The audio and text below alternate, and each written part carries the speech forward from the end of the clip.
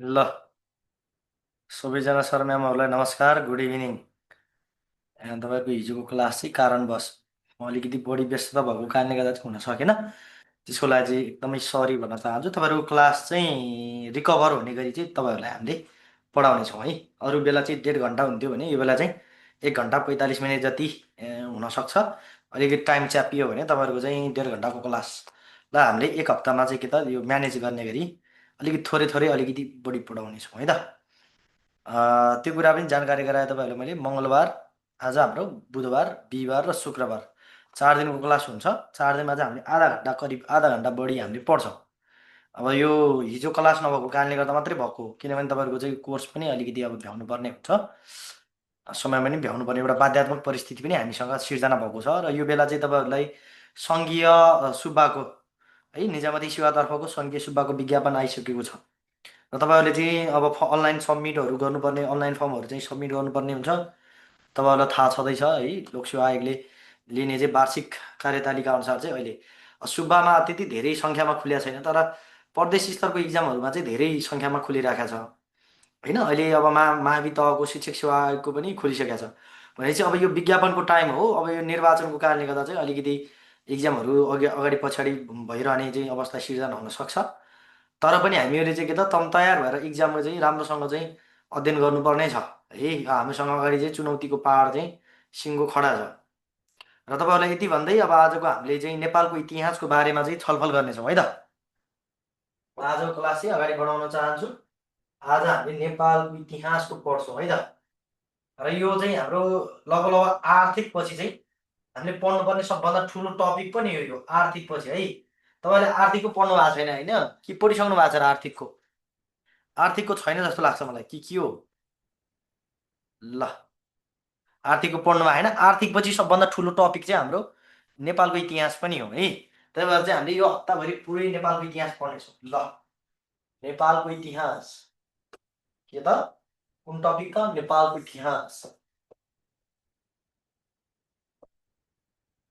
नेपालको इतिहास है।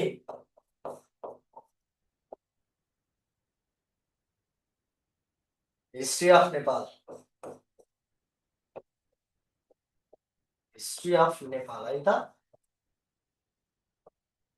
हिस्ट्री अफ नेपाल र हामीले पढ्छौँ। र लोकसेवा आयोगले सोध्ने परीक्षाहरूमा है, लोकसेवा आयोगले सोधिदिने परीक्षाहरूमा अब यो तपाईँहरूको सङ्घीय सुब्बा र खरिदारहरूले चाहिँ जम्मा कतिवटा प्रश्न सोध्छ त नेपालको इतिहासबाट? जम्मा प्रश्न सङ्ख्या है। नेपालको इतिहासबाट तपाईँहरूलाई म्याक्सिमम सोध्ने भनेको जम्मा 3वटा प्रश्न हो है। 3वटा प्रश्न सोध्छ म्याक्सिमम, योभन्दा बढी सोध्दैन है त। 3वटा प्रश्नहरू सोध्छ नेपालको इतिहासबाट। अब तपाईँको यो वर्तमान इतिहास, मध्यकालीन र प्राचीन इतिहासबाट गरेर एक एकवटा चाहिँ त्यसरी सोधिराखेका हुन्छ है। तपाईँहरूले चाहिँ त्यही अनुसारले चाहिँ तयारी गर्ने हो। सङ्ख्या त तपाईँहरूको पहिलाको भन्दा अहिले घटिराखेको छ, कारण के हो? र तपाईँहरूलाई सँगसँगै म अर्को कुरा के पनि भन्छु भने अब तपाईँहरूको इक्जाम हुने भनेको जति चाहिँ रुटिन आइसकेको छ, रुटिन आइसकेको इक्जामहरू चाहिँ तपाईँहरूको चाहिँ भनेको समयमा हुन्छन्। निर्वाचन आचार संहिता लागू भए तापनि कतिपय इक्जामहरू सर्न सक्छन्, कतिपय चाहिँ इक्जामहरू भइहाल्छ। त्यो भएर चाहिँ पढ्ने बेला चाहिँ तपाईँहरू चाहिँ आफूले आफूलाई चाहिँ कहिले पनि नठग्ने, अध्ययन गरिहाल्ने है त। ल, अब हामी नेपालको इतिहासमा के कुराहरू पढ्छौँ त है। नेपालको इतिहासमा पढ्नुपर्ने टपिकहरू, 1 नम्बरमा हामी नेपालको प्राचीन, नेपालको प्राचीन, नेपालको प्राचीन काल, प्राचीन काल, प्राचीन काल तथा मध्यकाल तथा मध्यकाल है। प्राचीन काल तथा मध्यकालको राजनैतिक, यो भित्र हामीले पढ्नुपर्ने राजनैतिक, राजनीतिक, राजनीतिक, प्रशासनिक, प्रशासनिक अवस्था कस्तो थियो होइन त। प्रशासनिक सुब्बालाई अलिक अप्ठ्यारो क्वेसनहरू सोध्छ है साथीहरू। आर्थिक,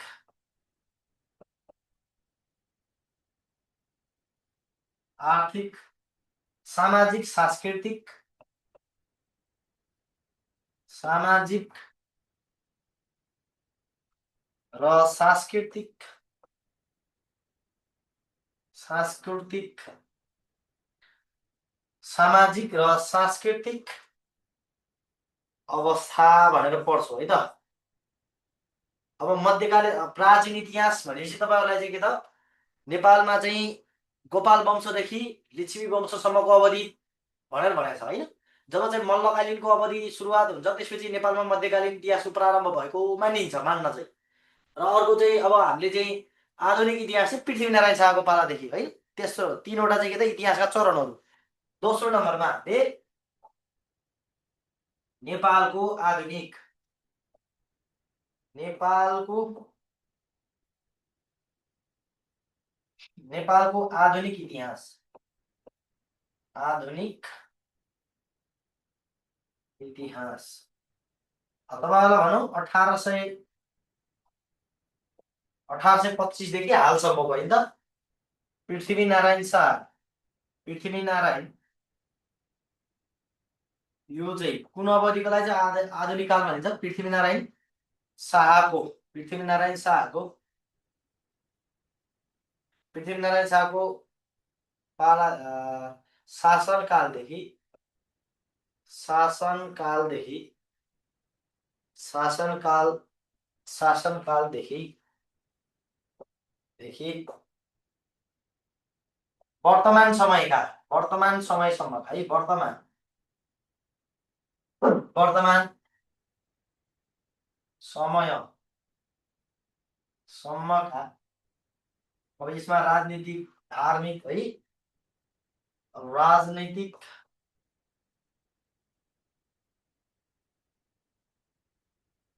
राजनीतिक, राजनीतिक के छ यहाँ? राजनीतिक, प्रशासनिक, राजनैतिक, प्रशासनिक, आर्थिक, आर्थिक, सामाजिक र सांस्कृतिक अवस्थाहरूको बारेमा पढ्छौँ है। अब अन्य छुटपुट कुराहरू पनि हामीले पढ्ने, सांस्कृतिक अवस्थाहरूको बारेमा हेर्छौँ है त। नेपालको वर्तमान आर्थिक अवस्थासम्म पढ्ने है। नेपालको आधुनिक इतिहासलाई यसरी हामीले सेपरेसन गरेर अध्ययन गर्ने। त्यसपछि अर्को अब हाम्रो चाहिँ यी दुईवटालाई चाहिँ हामीले के गर्छौँ त, प्रमुख विषयवस्तुहरू बनाएर अध्ययन गर्ने गर्दछौँ। अब हामी सबभन्दा पहिला कतातिर जाने त भन्दाखेरि नेपालको प्राचीन इतिहासका विषयमा हेरौँ। अब हामीले के कुराहरू पढ्छौँ त त्यो हामीले छुट्टा छुट्टै हेर्ने हो फेरि। पहिला त्यसरी हामीले चाहिँ सिक्वेन्सली चाहिँ यो घटनाहरू हामीले अध्ययन गर्छौँ भनेपछि तपाईँहरूलाई चाहिँ के हुन्छ त भन्दा पछि गएर यो कुराहरू हामीले यसरी सिक्वेन्सली पढ्न पर्ने रहेछ भन्ने कुराहरू चाहिँ के हुन्छ तपाईँहरूलाई पूर्ण रूपमा जानकारी हुन्छ। तपाईँहरूले पढ्नुभन्दा पहिला चाहिँ हामीले के कुराहरू पढ्न पर्छ त। जस्तै नेपालको इतिहासमा त हामीले मैले नेपालको प्राचीन काल तथा मध्यकालको राजनीतिक, प्रशासनिक, आर्थिक र सामाजिक सांस्कृतिक अवस्थाहरू बारे म त भनिदिएँ। अब यसमा पनि हामीले कुन कुन शासनहरूको, शासनकालहरूको, कुन कुन वंशहरूको बारेमा चाहिँ अध्ययन गर्ने भनेर म तपाईँहरूलाई एकदम सिरियल वाइज सिक्वेन्सली पढाउँछु। त्यसपछि तपाईँहरूलाई पढ्नको लागि एकदम धेरै सहज हुन्छ है। तपाईँहरूले चाहिँ सबभन्दा पहिला चाहिँ विषयवस्तुमा नेपालको इतिहास भन्दा बित्तिकै नेपालको इतिहासका पिता भनेर बाबुराम आचार्य भनेर चाहिँ म फेरि त्यो सिधै प्रश्नमा म जाँदैन। तपाईँहरूलाई पहिला हामीले पढ्नुपर्ने विषयमा चाहिँ क्लियर भइसकेपछि बल्ल तपाईँहरूले चाहिँ के गर्नुहुन्छ त, त्यहाँभित्रका घटनाक्रमहरू चाहिँ कि त आफै अध्ययन गर्न सकिन्छ। तपाईँहरूलाई म मेरो गोल्डेन जीके बुक तपाईँहरूले किन्नु भएको छ कि छैन, अब यदि किनिसकेको साथीहरूले छ भने नेपालको इतिहासलाई मैले एउटै पेजमा मैले समेट दिएको छु, पुरै एउटै पेजमा भ्याइदिएको छु मैले।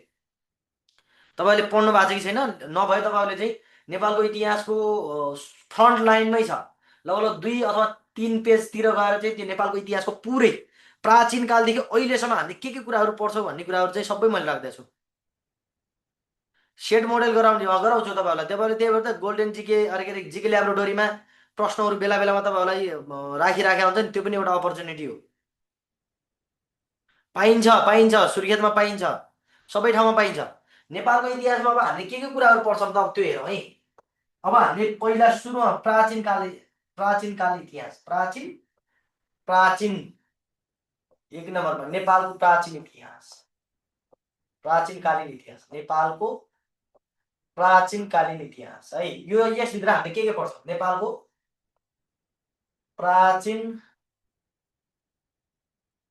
प्राचीनकालीन इतिहास, प्राचीनकालीन इतिहास। प्राचीनकालीन इतिहासको बारेमा हामीले हेर्छौँ है त। सबभन्दा पहिले चाहिँ नेपालको प्राचीनकालीन इतिहास। अब यसभित्र हामीले के कुराहरू पढ्ने हो त, त्यो कुराहरू हेरौँ है त। यहाँभित्र पनि हामीले 1 नम्बरमा गोपाल वंशको बारेमा पढ्छौँ है त। गोपाल वंशको बारेमा पढ्छौँ है।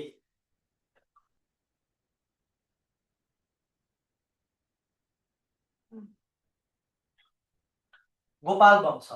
अब तपाईँहरूलाई म हाइलाइटमा एकदम है, हाइलाइटमा है तपाईँहरूलाई यो यहाँनिर तपाईँले बुझ्नुपर्ने कुराहरू चाहिँ हाइलाइटमा म राखिदिन्छु तपाईँहरूलाई। यसमा एकदम महत्त्वपूर्ण छ, पछि हामीले दोहोऱ्याउँछौँ। तर तपाईँहरूले बुझ्नुपर्ने कुरा के छ भने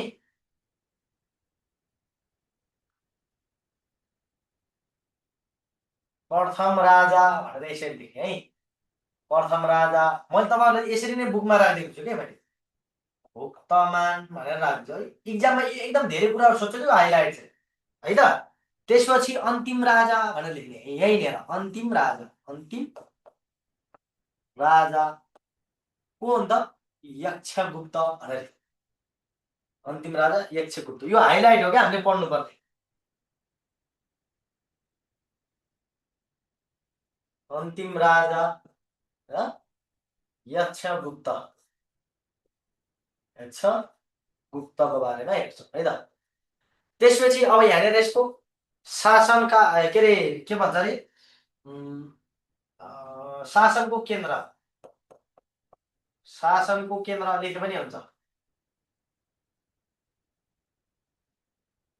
शासनको केन्द्र कहाँ थियो त यिनको? माता तीर्थ थियो, इक्जाममा धेरै सोध्छ। माता तीर्थ, माता तीर्थ चाहिँ के हो त? शासनको केन्द्र थियो। त्यसपछि शासन गरेको अवधि एकदम है, शासन अवधि भनेर भन्छ। यो चाहिँ के त? शासन अवधि है, कति वर्ष यिनले शासन गरे? शासन अवधि, शासन अवधि यिनीहरूले कति वर्ष गरे शासन? 521 वर्ष भनेर भनेको छ है त। तपाईँले हाइलाइट पढ्नुपर्ने। त्यसपछि यिनीहरूलाई के, कुन वंशका थिए त? यिनको वंश कुन हो? वंश चाहिँ कुन हो? यिनीहरूको निप जाति भनेर भन्छ, निप जात, निप जाति है, निप जाति है। तपाईँले उतातिर लेख्ने हेर्नु होला, निप जाति हो यो चाहिँ। वंश यसरी चाहिँ कि त छुट्याएर हेर्ने हो है।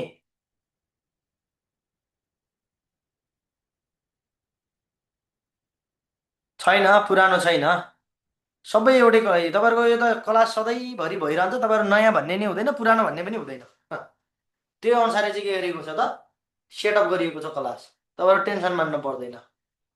पुरानोले हामी त नयाँले त हामी त अब क्लास गइयो छ भनेर चाहिँ तपाईँहरू टेन्सन लिनु पर्दैन। गोपाल वंशको बारेमा यति नै हो अहिलेलाई चाहिँ है हामीले पढ्नुपर्ने यहाँभित्र। त्यसै दोस्रो नम्बरमा चाहिँ आहिर वंशी भनेर भन्छ, अहिर पनि भन्छन्, आहिर, आहिर अर्थात् अभिर वंश है त। आविर वंश अर्थात् अहिर वंश, अहिर होइन त। जसलाई के पनि भनिन्छ? महिषपाल पनि भन्छन् है त। अब यिनीहरूको प्रथम राजा, प्रथम राजा हाइलाइटमा पढ्नुपर्ने है हामीले। यो पछि हामीले पढ्दैनौँ, फेरि यिनको वंशको बारेमा पढ्दाखेरि पढ्दैनौँ हामीले, टेन्सन मान्नु। यसको प्रथम राजा बरसिंह, यसको प्रथम राजा बरसिंह भनेर भनिन्छ है, बरसिंह। अन्तिम राजा, अन्तिम राजा, अन्तिम राजा को त? भुवन सिंह, भुवन सिंह, अन्तिम राजा भुवन सिंह। त्यसपछि अर्को शासनको केन्द्र कहाँ थियो त यिनको? शासनको केन्द्र, शासनको केन्द्र कहाँ थियो त यिनीहरूको? एकदम धेरै परीक्षामा सोध्छ तपाईँहरूलाई। आविर वंशीहरूको माता तीर्थमै थिए यिनीहरूको है, माता तीर्थमै यिनीहरूले शासनको केन्द्र बनाएका थिए। त्यसपछि अर्को शासन अवधि भनेर भनेको छ। शासन अवधि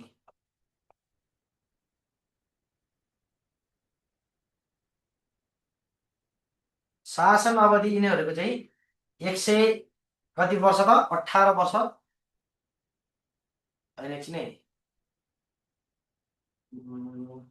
111 वर्ष 111 वर्ष 18 भनेपछि मैले 111 वर्ष कतै चाहिँ के त 161 वर्ष पनि फेला पर्छ है। यो 161 वर्ष पनि फेला पर्न सक्छ है। यो कुराहरू ख्याल गर्ने 111 पनि कतै फेला पर्छ कतै 161 पनि पर्छ। तर यिनीहरू वंश कुन वंश चाहिँ के त यिनीहरूको वंश चाहिँ यिनीहरू कुन वंश थिए त हाङ वंशी है। कुन वंश त आहिरहरू सरी हाङ वंशी त किराँतहरू हुन् हाङ वंशी सरी वंशहरू यिनीहरूको त राजपूत वंशका राजपूत ग्वालाहरू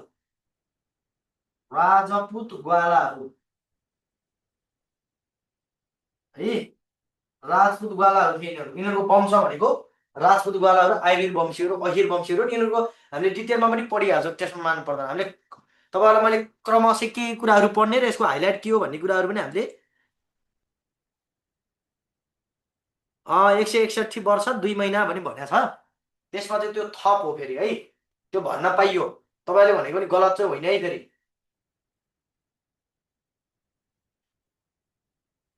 गलत चाहिँ होइन त्यसलाई मैले गलत भनेको छैन है त।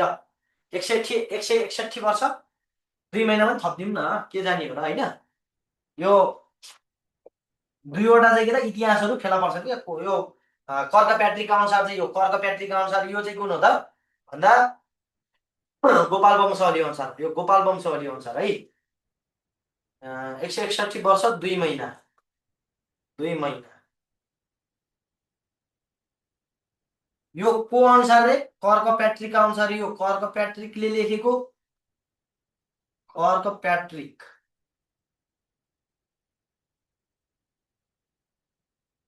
अनुसार भनेर लेख्ने है। तपाईँहरूलाई परीक्षामा सोधिराखेको हुन्छ कर्क प्याट्रिकका अनुसार भनेर भने हुन्छ इक्जाममा सोधिएकै हुन्छ है। यो चाहिँ कुन हो त फेरि यो चाहिँ गोपाल वंशावली अनुसार यो चाहिँ गोपाल वंशावली अनुसार गोपाल वंशावली अनुसार गोपाल वंशावली अनुसार ल यो दुईटा कुराहरू 111 वर्ष चाहिँ कर्क प्याट्रिकले लेखेको उल्लेख गरेको अनुसार र अर्को 161 वर्ष 2 महिना भनेको गोपाल वंशावली अनुसार चाहिँ के अरे उल्लेख गरेको भन्ने कुराहरू हामीले के गर्नु पर्यो त बुझ्न पर्यो। अब हामी तेस्रो नम्बरमा जाउँ कुन त किराँत वंशको बारेमा।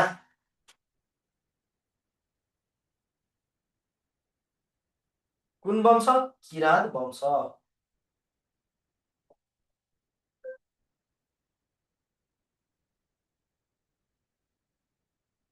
यसपछि शासन गर्ने वंश कुन हो त किराँत वंश। किराँतका प्रथम राजा यलम्बर तपाईँहरू आफूलाई सबैलाई थाहा छँदैछ है त। प्रथम राजा यलुङ अर्थात् यलम्बर है त। प्रथम राजा यलम्बर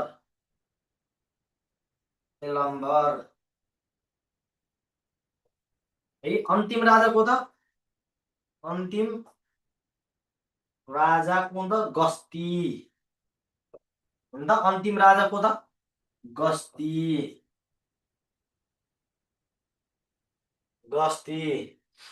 शासनको केन्द्र कहाँ थियो त यिनको शासनको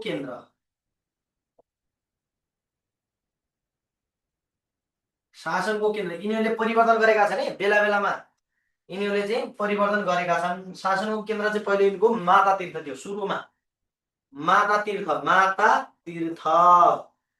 त्यसपछि 15 राजा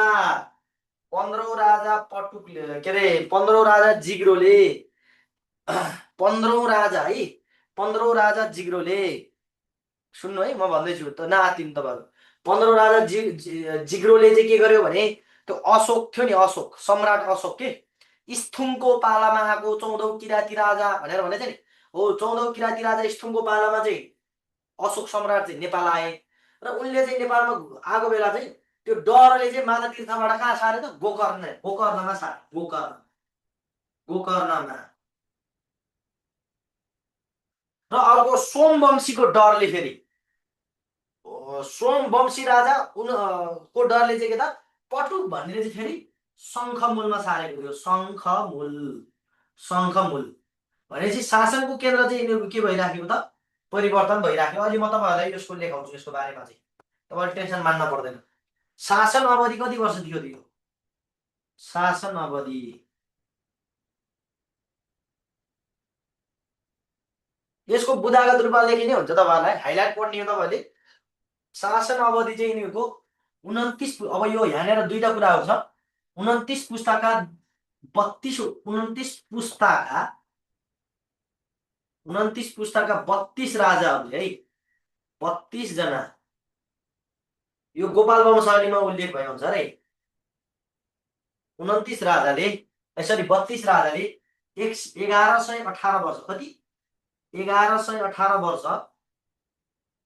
शासन गरे होइन त। 1118 वर्षसम्म चाहिँ यिनीहरूले के गरे त शासन गरे। शासन अवधि चाहिँ र यिनीहरूको वंश चाहिँ कुन थियो त? वंश, यिनीहरू वंश चाहिँ कुन हो त भन्दा हाङ वंशी हो है। हाङ वंश हो, किराँतहरूको वंश चाहिँ के त हाङ वंश हो। परीक्षामा पनि सोधिराखेको हुन्छ। हाङ वंशी हुन् यिनीहरू है, हाङ। ठिक छ। 29 राजाले चाहिँ के गरे? 29वटा पुस्ताका राजाहरूले के गरे त भन्दा 1118 वर्ष चाहिँ के गरे त शासन गरे भनेर भनेको छ। फेरि अर्को एउटा पनि छ, फेरि तपाईँहरूले बुझ्नु पर्ने, अहिले नआत्तिनुहोस् तपाईँहरू। यिनीहरूको अर्को पनि भन्छु म फेरि, हेर्नु है, 1500 वर्ष भनेर भनेको छ फेरि, होइन 1500 वर्ष अगाडि हो के। तपाईँले त्यो नेपालमा किराँतकालको शासन व्यवस्थाको पुरा प्रारम्भ चाहिँ ईसापूर्व, त्यो 1500 वर्ष फरक हो। 29 पुस्ताका भनेपछि एउटै पुस्ताका, जस्तै अस्ति सुदूरपश्चिम प्रदेशको 7औं तहमा के अरे 5औं तहमा सोधेको थियो नि, गोर्खामा शासन गर्ने एकै पुस्ताका राजा को हुन् भनेर, छत्रसाह र रामशाह हुन् होइन त। हो त्यो त एउटै दुई भाइले चलायो भने त्यो एउटै पुस्ता हुने भयो के। भनेपछि 29वटा पुस्ता, पुस्ता भनेको तपाईँको जेनेरेसन हो नि त। तपाईँहरूको जेनेरेसन पछि तपाईँको छोराछोरी आउने हो कि, तपाईँको दाइ भाइ हाम्रो एउटै जेनेरेसन हो। तपाईँको छोरा आयो भने दोस्रो पुस्ता भयो, तपाईँको नाति आयो भने तेस्रो पुस्ता भयो, हो त्यस्तै गरेर 29वटा पुस्ता भए। तर राजा चाहिँ 32वटा भए। कहिलेकाहीँ चाहिँ दुई भाइले नै शासन चलाएका रहेछन् बिचबिचमा भन्ने कुराहरू चाहिँ हो। यो चाहिँ तपाईँहरूलाई सुन्नु है। अब अर्को हप्तादेखि अलि हामीले व्यवस्थित रूपमा चाहिँ इक्जाम गराउँछौँ। प्रत्येक हप्ता चाहिँ मैले गराइरहेको हुन्छु तपाईँहरूलाई चाहिँ। त्यो इक्जाममा पनि तपाईँहरू सहभागी हुने क्या सबैजना साथीहरू। अल्छी गर्नुहुन्छ अनि कहाँबाट हुन्छ त? 8 बजेबाट हो कि क्लास। आज तपाईँहरू टाइम पाउनु भएको थिएन हो। त्यो कुराहरू अहिले आउँछ, तपाईँहरू टेन्सन मान्नु पर्दैन। अहिले अहिले यो किराँत वंशको बारेमा अहिले म तपाईँलाई अझ अझ डिटेलमा लेखाइहाल्छु। तपाईँहरू टेन्सन मान्नु पर्दैन। यसले स्क्रिनसट लिउँ त ल। यो आज हाम्रो पहिलो स्लाइड हो यो।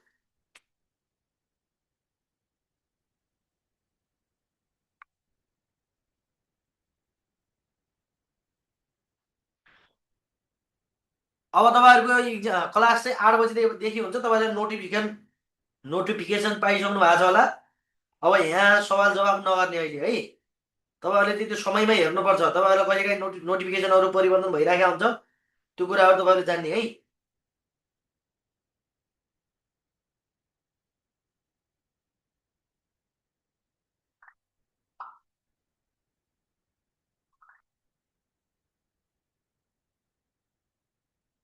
ल, यो 1118 वर्ष चाहिँ शासन गरेको सर। यस्तो भन्दा त सिधा पहिला एउटा राख्नु अनि अर्को राख्नु सजिलो हुन्छ। यस्तो हो क्या साथी हो। मैले तपाईँहरूलाई अहिले हाइलाइट मात्रै पढाइरहेको छु, मेन टपिक पढाइरहेको छु मैले अहिले। आउँछ पिडिएफ पनि आउँछ, नआउने होइन।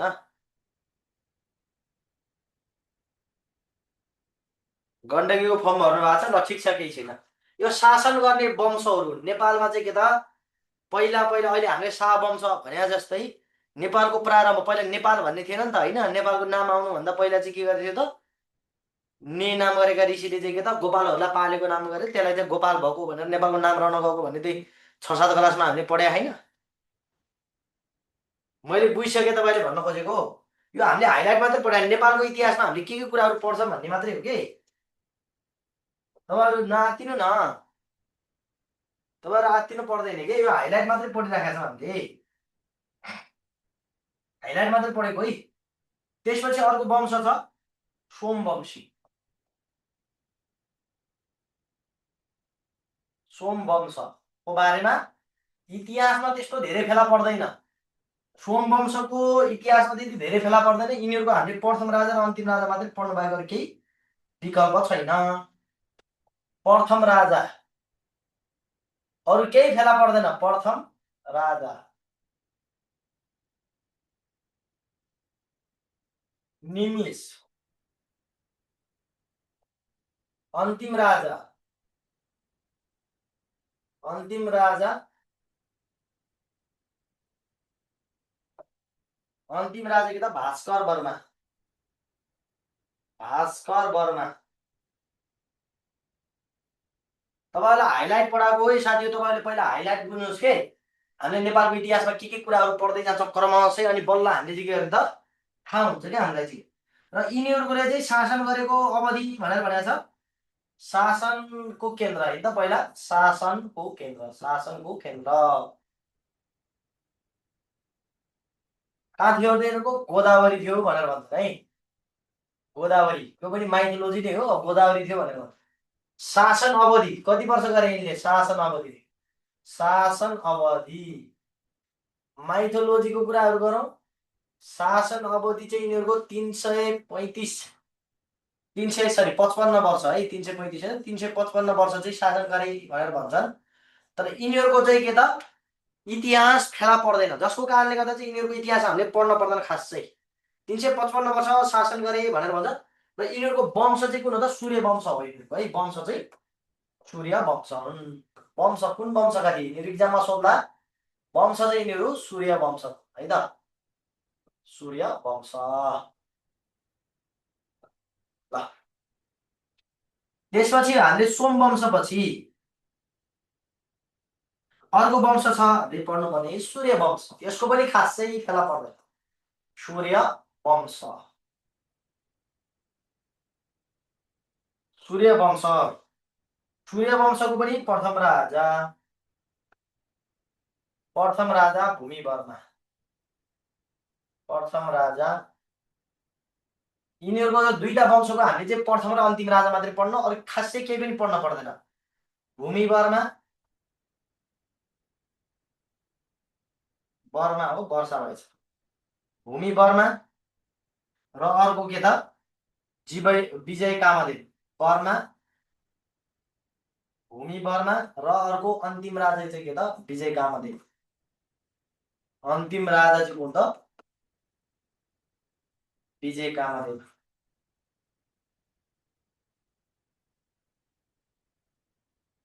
विजय कामदेव यति वर्षमा हामीले, यसको खासै त्यति धेरै छैन। र अर्को हामीले महत्त्वपूर्ण पढ्नुपर्ने वंश छ लिच्छवी वंश। लिच्छवी वंशको बारेमा हेर्छौँ है त हामीले। लिच्छवी वंश,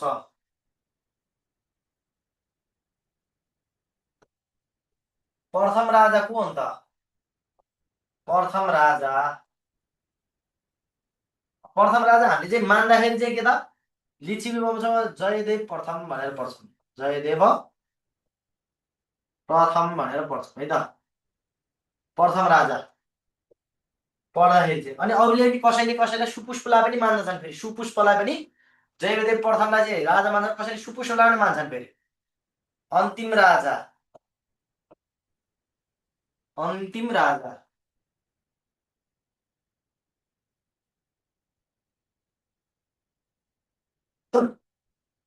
सरी, जय कामदेव,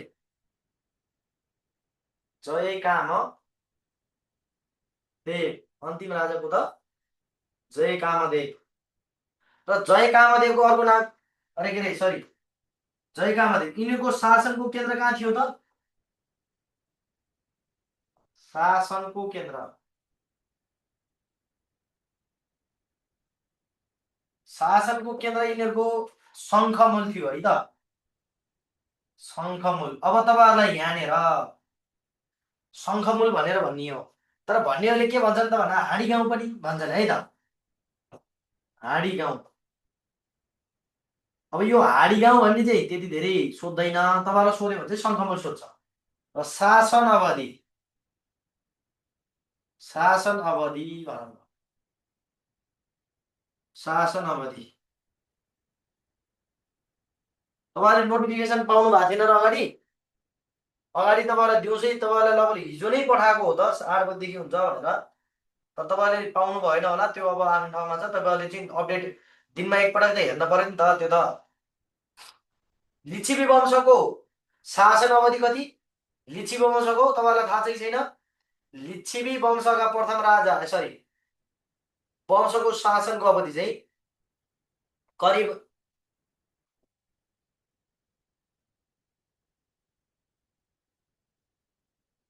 800 वर्षसम्म रह्यो है त, 800 वर्षसम्म भनेर भनिन्छ है त। 800 वर्षसम्म रह्यो भनेर भन्छन्। यसलाई चाहिँ माइथोलोजी हो, यो प्रमाणिक चाहिँ होइन, अवधारणा हो। विक्रम सम्वत 135 देखि विक्रम सम्वत 1935 सम्म, सरी 935 सम्म, कति 900 विक्रम सम्वत 935 सम्म, विक्रम सम्वत 935, जहाँ चाहिँ के त नेपाल सम्वत भनेको प्रारम्भ हुनुभन्दा अगाडिको समयलाई के भनिन्छ त? नेपालको प्राचीनकालीन इतिहास भनेर भनिन्छ है त। नेपाल सम्वत प्रारम्भ हुनुभन्दा अगाडिको समयलाई के भनिन्छ त? प्राचीनकालीन इतिहास भनेर भनिन्छ। अब यिनीहरू अब लिच्छवी वंश छुटेछ, यिनीहरू कुन वंशका होला ल भन्नुहोस् त? लिच्छवीहरू सूर्यवंशी क्षेत्रीय यिनीहरूको वंश चाहिँ है। वंश चाहिँ कुन हो त? सूर्यवंश क्षेत्रीय हो। वंश यिनीहरूको कुन हो त? सूर्यवंश, वंशीय क्षेत्रीय, सूर्यवंश, सूर्यवंश क्षेत्रीय, के भन्छ यसलाई? सूर्यवंशीय, सूर्यवंशीय क्षेत्रीयहरू हेरेका थिए है यिनीहरू, क्षेत्रीय।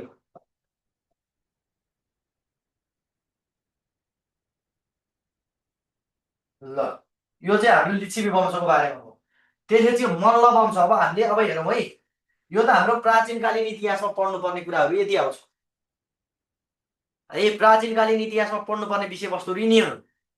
अब तपाईँहरूले मध्यकालीन इतिहासमा जानुपर्छ। अब हाँडी गाउँ मैले बुझेँ, तपाईँले हाँडी गाउँ भनेको पनि बुझेँ मैले। हाँडी गाउँ भनेर सोध्दैन इक्जाममा, तपाईँलाई शङ्खमूल भनेर पढ्ने। लिच्छवीहरूको शासनको केन्द्र कहाँ त? हाँडी गाउँसँगै शङ्खमूल भनेर पनि याद गर्ने। खालि शङ्खमूल हाँडी गाउँ मात्रै भनेर हुँदैन है इक्जाममा। तपाईँहरूलाई हाँडी गाउँ भन्दा पनि शङ्खमूल सोध्छ धेरै। अब हामीले नेपालको प्राचीनकालीन इतिहासमा यो विषयवस्तुहरू पढ्दछौँ। अब 8 बजेदेखि हुन्छ क्या क्लास। तपाईँहरूले त एकचोटि नोटिफिकेसन हेर्नु न भने कि क्लास कति बजीदेखि हो भनेर भनिराख्नु भएको छ। तपाईँहरू क्लास चाहिँ हेर्नुभन्दा कमसेकम बेलुका चाहिँ 8 बजीतिर यसो नोटिफिकेसन हेर्नु नि, क्लास कति बजीदेखि हुन्छ। कहिले काहीँ हुन त अब 8:30 बजीदेखि भइरहेको थियो अहिलेसम्म, तपाईँहरू झुक्किनु भयो होला, त्यसमा पनि केही भएन। तर तपाईँले बुझ्नुपर्ने के छ, ए क्लास चाहिँ 8 बजीदेखि हो। हिजो पनि भनेको थियो होला 8 बजीदेखि भनेर। ल हामीले प्राचीनकालीन इतिहासमा यही हो शासन वंशहरू पढ्छौँ के। आज पनि 8 बजेबाट भएको हो। ल अब तपाईँहरूले नेपालको मध्यकालीन इतिहासमा के कुराहरू पढ्नुहुन्छ? तपाईँहरूलाई मैले यहाँनिर छुट्याएको छु है, कहिलेसम्मको अवधि हो भनेर हेर्नु है। नेपालको प्राचीनकालीन इतिहासको अवधि कुन हो त भन्दाखेरि, यसको अवधि चाहिँ है, इतिहास भनेपछि विक्रम सम्वत 936 पूर्वको समयलाई के भन्छ त? पूर्वको समयलाई नेपालको इतिहासको प्राचीनकालीन इतिहास भनेर भन्छ है। यो चाहिँ नेपालको प्राचीनकालीन इतिहासमा हामीले पढ्न पर्ने वंशहरू सर म तपाईँलाई भनिदिएँ है। अहिले तपाईँहरूको स्लाइड सो हुन्छ, नाचिदिनुहोस् तपाईँहरू है, तपाईँलाई स्लाइड सो गरिदिउँला। अब हामी नेपालको मध्यकालीन इतिहासको बारेमा हेरौँ। अब हामी 2 नम्बरमा जान्छौँ, नेपालको मध्यकालीन इतिहास। र यो वंशहरूमा हामीले के पढ्छौँ भन्ने कुराहरू छ। नेपालको मध्यकालीन इतिहास, मध्यकालीन नेपालको मध्यकालीन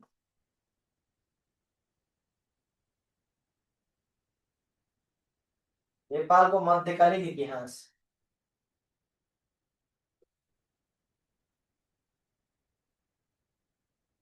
ल अब यो नेपालको मध्यकालीन इतिहासको अवधि कहिलेसम्मको हो त भन्दाखेरि विक्रम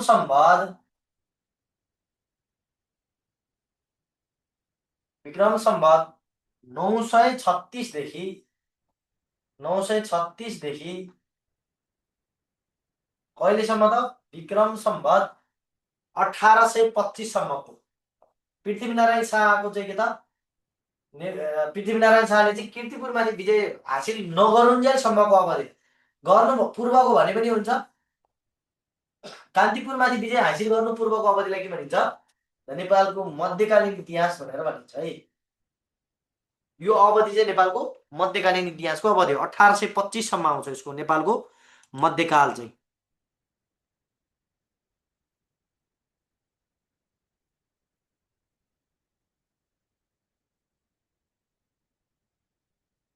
ल यो चाहिँ अब यसमा चाहिँ हामीले के कुराहरू पढ्छौँ भन्ने कुराहरू छ है।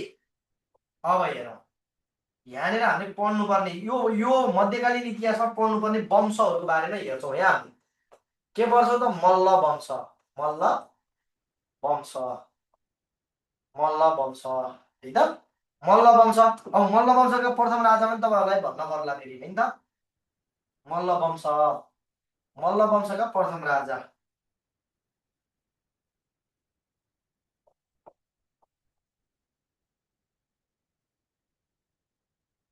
प्रथम राजा को हुन् त भन्दा हरिदेव हुन्।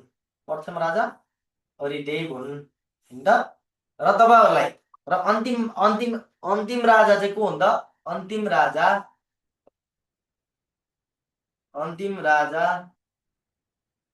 जयप्रकाश मल्ललाई मानिन्छ है।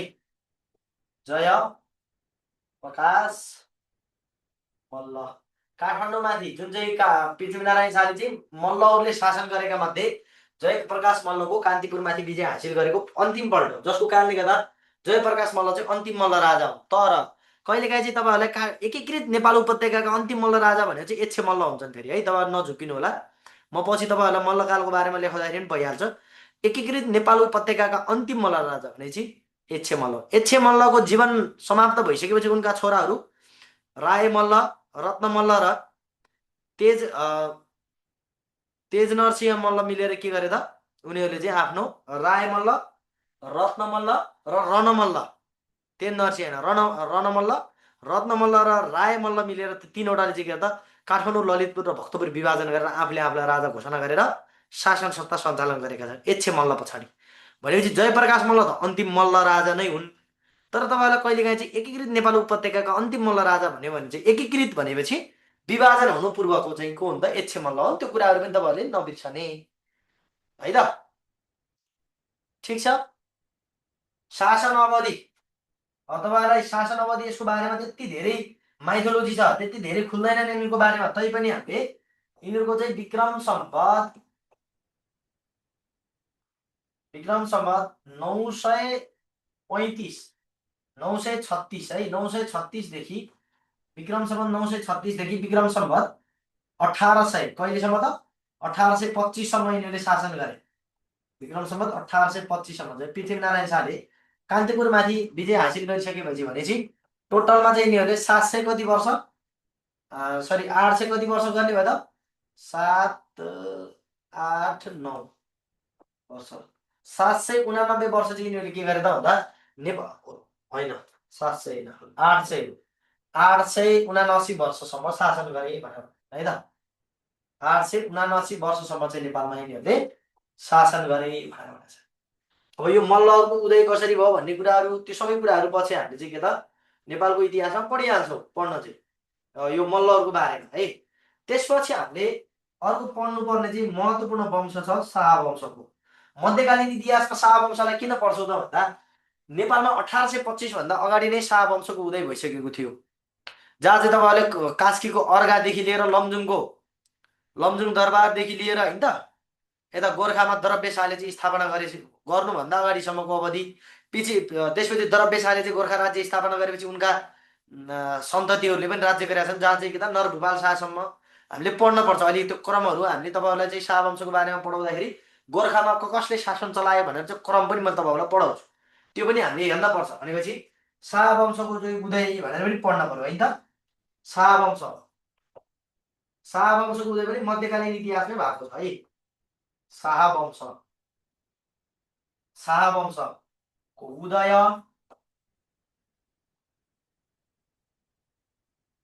है, शाहवंशको उदय जसमा चाहिँ के त प्रथम राजा चाहिँ हामीले कसलाई मान्छौँ त, शाहवंशका प्रथम राजा चाहिँ कुलमण्डन खानलाई मान्छौँ है। प्रथम राजा कसलाई मान्छौँ हामीले, प्रथम राजा चाहिँ कुलमण्डन खान, कुलमण्डन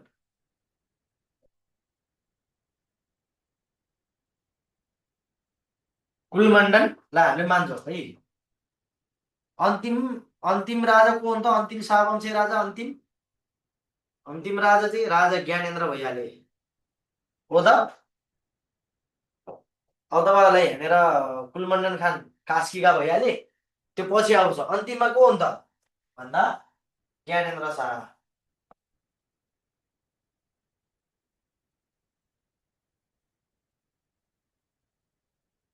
है।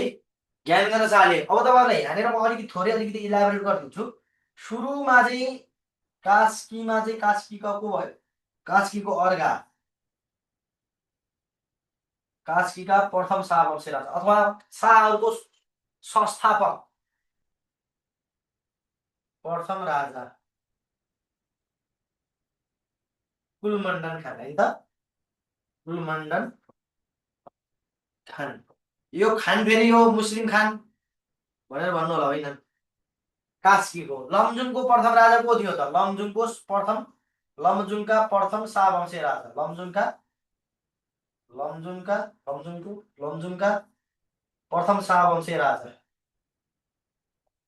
प्रथम शाहवंशी राजा, शाहवंशी राजा को थियो त, लमजुङको चाहिँ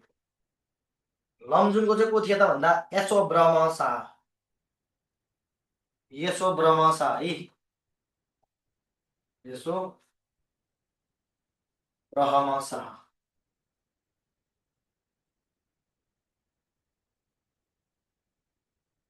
है यशोब्रह्म शाहले चाहिँ के गरे त 1550 वर्षमा चाहिँ के गरेका छन् त, विक्रम सम्वत 1550 मा चाहिँ के गरेका छन्, त्यहाँ स्थापना गरेका छन्। कहिले यशोब्रह्म शाहले कहिले गरे, विक्रम सम्वत, शाहवंशको स्थापना विक्रम सम्वत कहिले त, विक्रम सम्वत 1550, इक्जाममा सोधेको छ।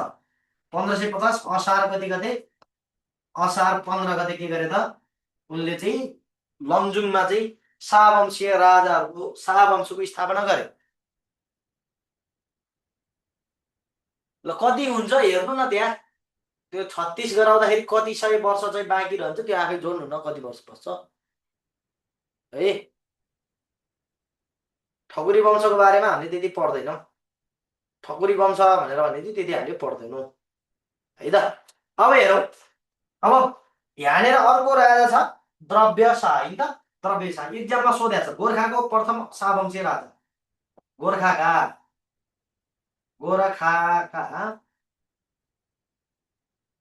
प्रथम शाहवंशीय राजा,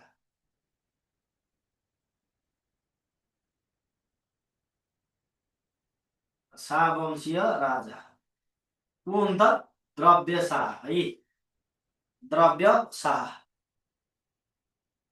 द्रव्य शाहले चाहिँ गोर्खामा कहिले चाहिँ लिगलिगकोटको दौड जितेर गरे त भन्दा, स्थापना गरे त भन्दा विक्रम सम्वत कहिले त 1616 भाद्र कति गते, भाद्र 25 गते। यो इक्जाममा सोधेको छ, द्रव्य शाहले गोर्खा राज्यको स्थापना कहिले गरे भनेर सोधेको छ। विक्रम सम्वत 1616 भाद्र 25 गते के गरे भने द्रव्य शाह। अब तपाईँहरूलाई थाहा छ द्रव्यपछि गोर्खाको राजा को हो, पुरन्दर शाह।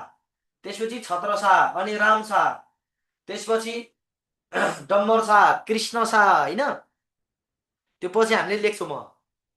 कृष्ण शाहपछि रुद्र शाह, त्यसपछि नरभूपाल शाह, यसरी पृथ्वीपति शाह, त्यसपछि नरभूपाल शाह र अनि पृथ्वीनारायण शाह भएपछि यसरी चाहिँ विस्तार हुँदै गएर नेपाली एकीकरणको अभियानको चाहिँ के त प्रारम्भ पनि भएको छ। त्यो कुराहरू पनि हामीले हेर्छौँ।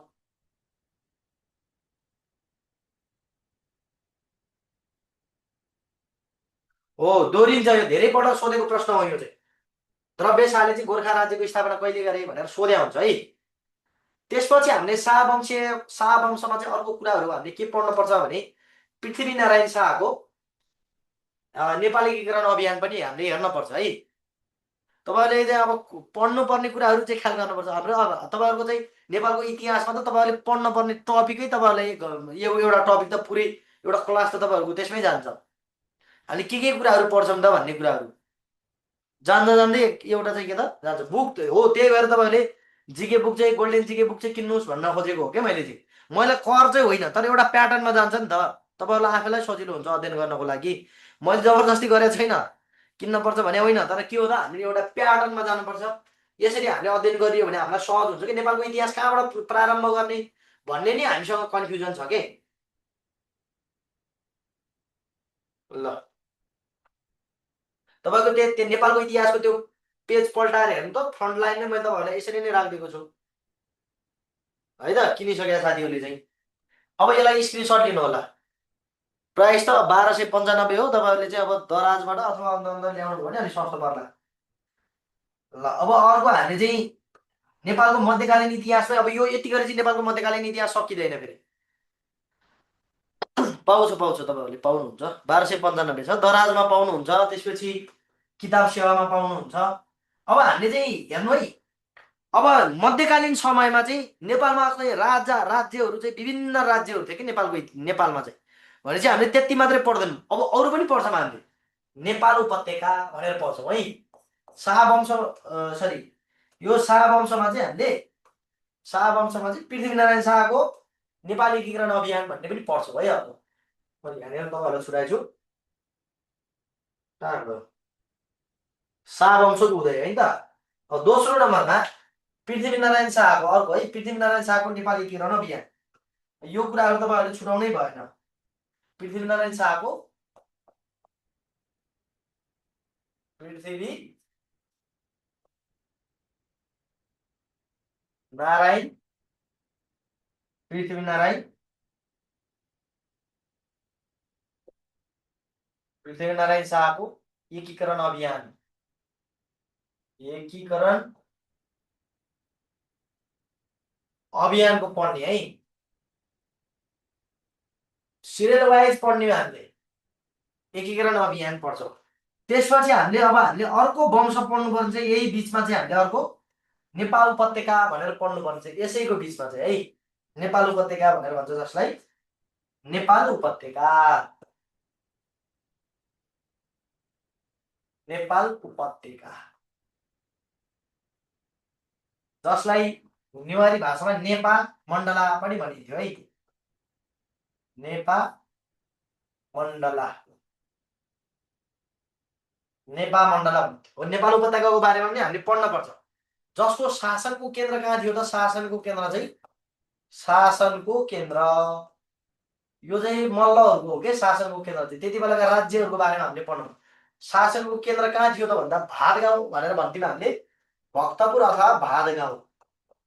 पहिला चाहिँ कहाँ थियो त? भादगाउँ थियो। नेपाल उपत्यका टुक्रिनुभन्दा अगाडि कान्तिपुर, पाटन र भादगाउँ हुनुभन्दा भक्तपुर अथवा भादगाउँ हुनुभन्दा पहिला त्यसलाई नेपाल उपत्यका भनेर भनिन्थ्यो, काठमाडौँ, ललितपुर, भक्तपुरलाई।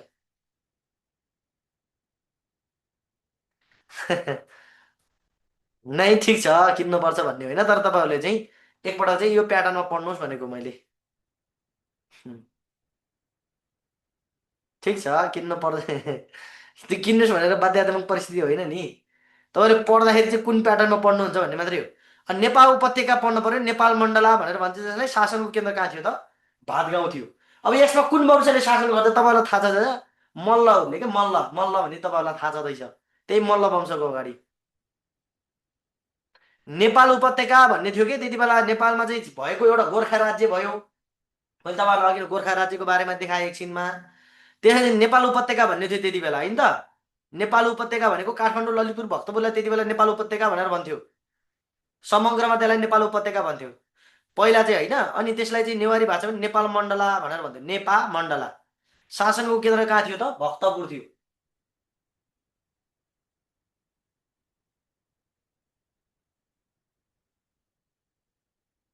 ल डिटेलमा चाहिँ मैले चाहिँ सबै कुराहरू डिटेलमा राखिदिएको छु। तपाईँहरूले अब त्यसमा चाहिँ राम्रोसँग अध्ययन गर्नुभयो भने सहज होला भन्ने मात्रै हो, अरू केही पनि होइन है त। तपाईँहरूले किन्नै पर्छ भन्ने चाहिँ होइन, अरूमा पनि होला यो है। हुन्छ, म 2224 राज्य पनि मैले चाहिँ राख्दैछु, स्पष्ट नै राख्दैछु, टेक्स्ट बुकमा राखिदिएको छु। ल अब हामीले यसमा चाहिँ नेपाली नेपाल एकीकृत नेपाल उपत्यकाको भन्ने छ है त। एकीकृत नेपाल उपत्यकाको प्रथम एकीकृत एकीकृत नेपाल उपत्यका, नेपाल उपत्यकाका प्रथम राजा कसलाई मान्छन् त?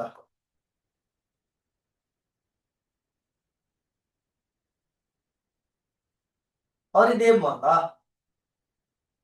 प्रथम राजा। कसलाई मान्छन् त? हरि मल्ल, ए सरी।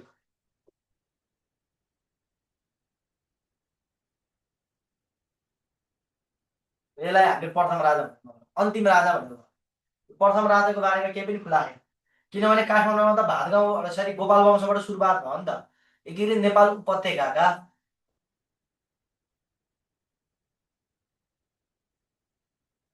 अन्तिम अन्तिम राजा है, अन्तिम मल्ल राजा भने पनि हुन्छ है। अन्तिम मल्ल मल्ल राजा को थिए त भन्दाखेरि यक्ष मल्ल चाहिँ अन्तिम राजा हुन्। यक्ष मल्ल एकीकृत नेपाल उपत्यकाका अन्तिम राजा को हुन् त? यक्ष मल्ल हुन्। यिनको शासनपछि के गरेको हो त? यिनी चाहिँ यक्ष मल्लपछि चाहिँ यिनका छोराहरू चाहिँ टुक्रिएर गएका हुन्, जसमा चाहिँ एक नम्बरमा को थियो त भन्दाखेरि नेपाल उपत्यकाभित्र। नेपाल उपत्यका टुक्रिसकेपछि के भयो त भन्दाखेरि भक्तपुर भयो। भक्तपुर अर्थात् भातगाउँ भनेर भन्छौँ होइन त हामीले, भातगाउँ। भातगाउँको बारेमा पनि तपाईँलाई थाहा छँदैछ होला। अब प्रथम मल्ल यति भनेपछि प्रथम मल्ल राजा पनि पढ्नु परिहाल्यो। प्रथम विभाजित भक्तपुरको भातगाउँको प्रथम प्रथम मल्ल राजा को हुन् त भन्दाखेरि राय मल्ल। तपाईँहरू कहाँ भने चाहिँ हामी टपिकमै छौँ है। अहिलेसम्म नेपालको इतिहासमा हामीले प्रारम्भ गरेकै छैनौँ। पढ्नुपर्ने कुराहरू हामीले पहिला चाहिँ हामीले यसरी लिस्ट बनाउने हो, अनि बल्ल पढ्ने हो है साथी हो। नेपालको इतिहास भन्ने कुरा यति डेप्थमा गएर अध्ययन गर्नुपर्छ खरदार सुब्बाले। हामीले यसरी सिक्वेन्स बनाएर पढ्छौँ।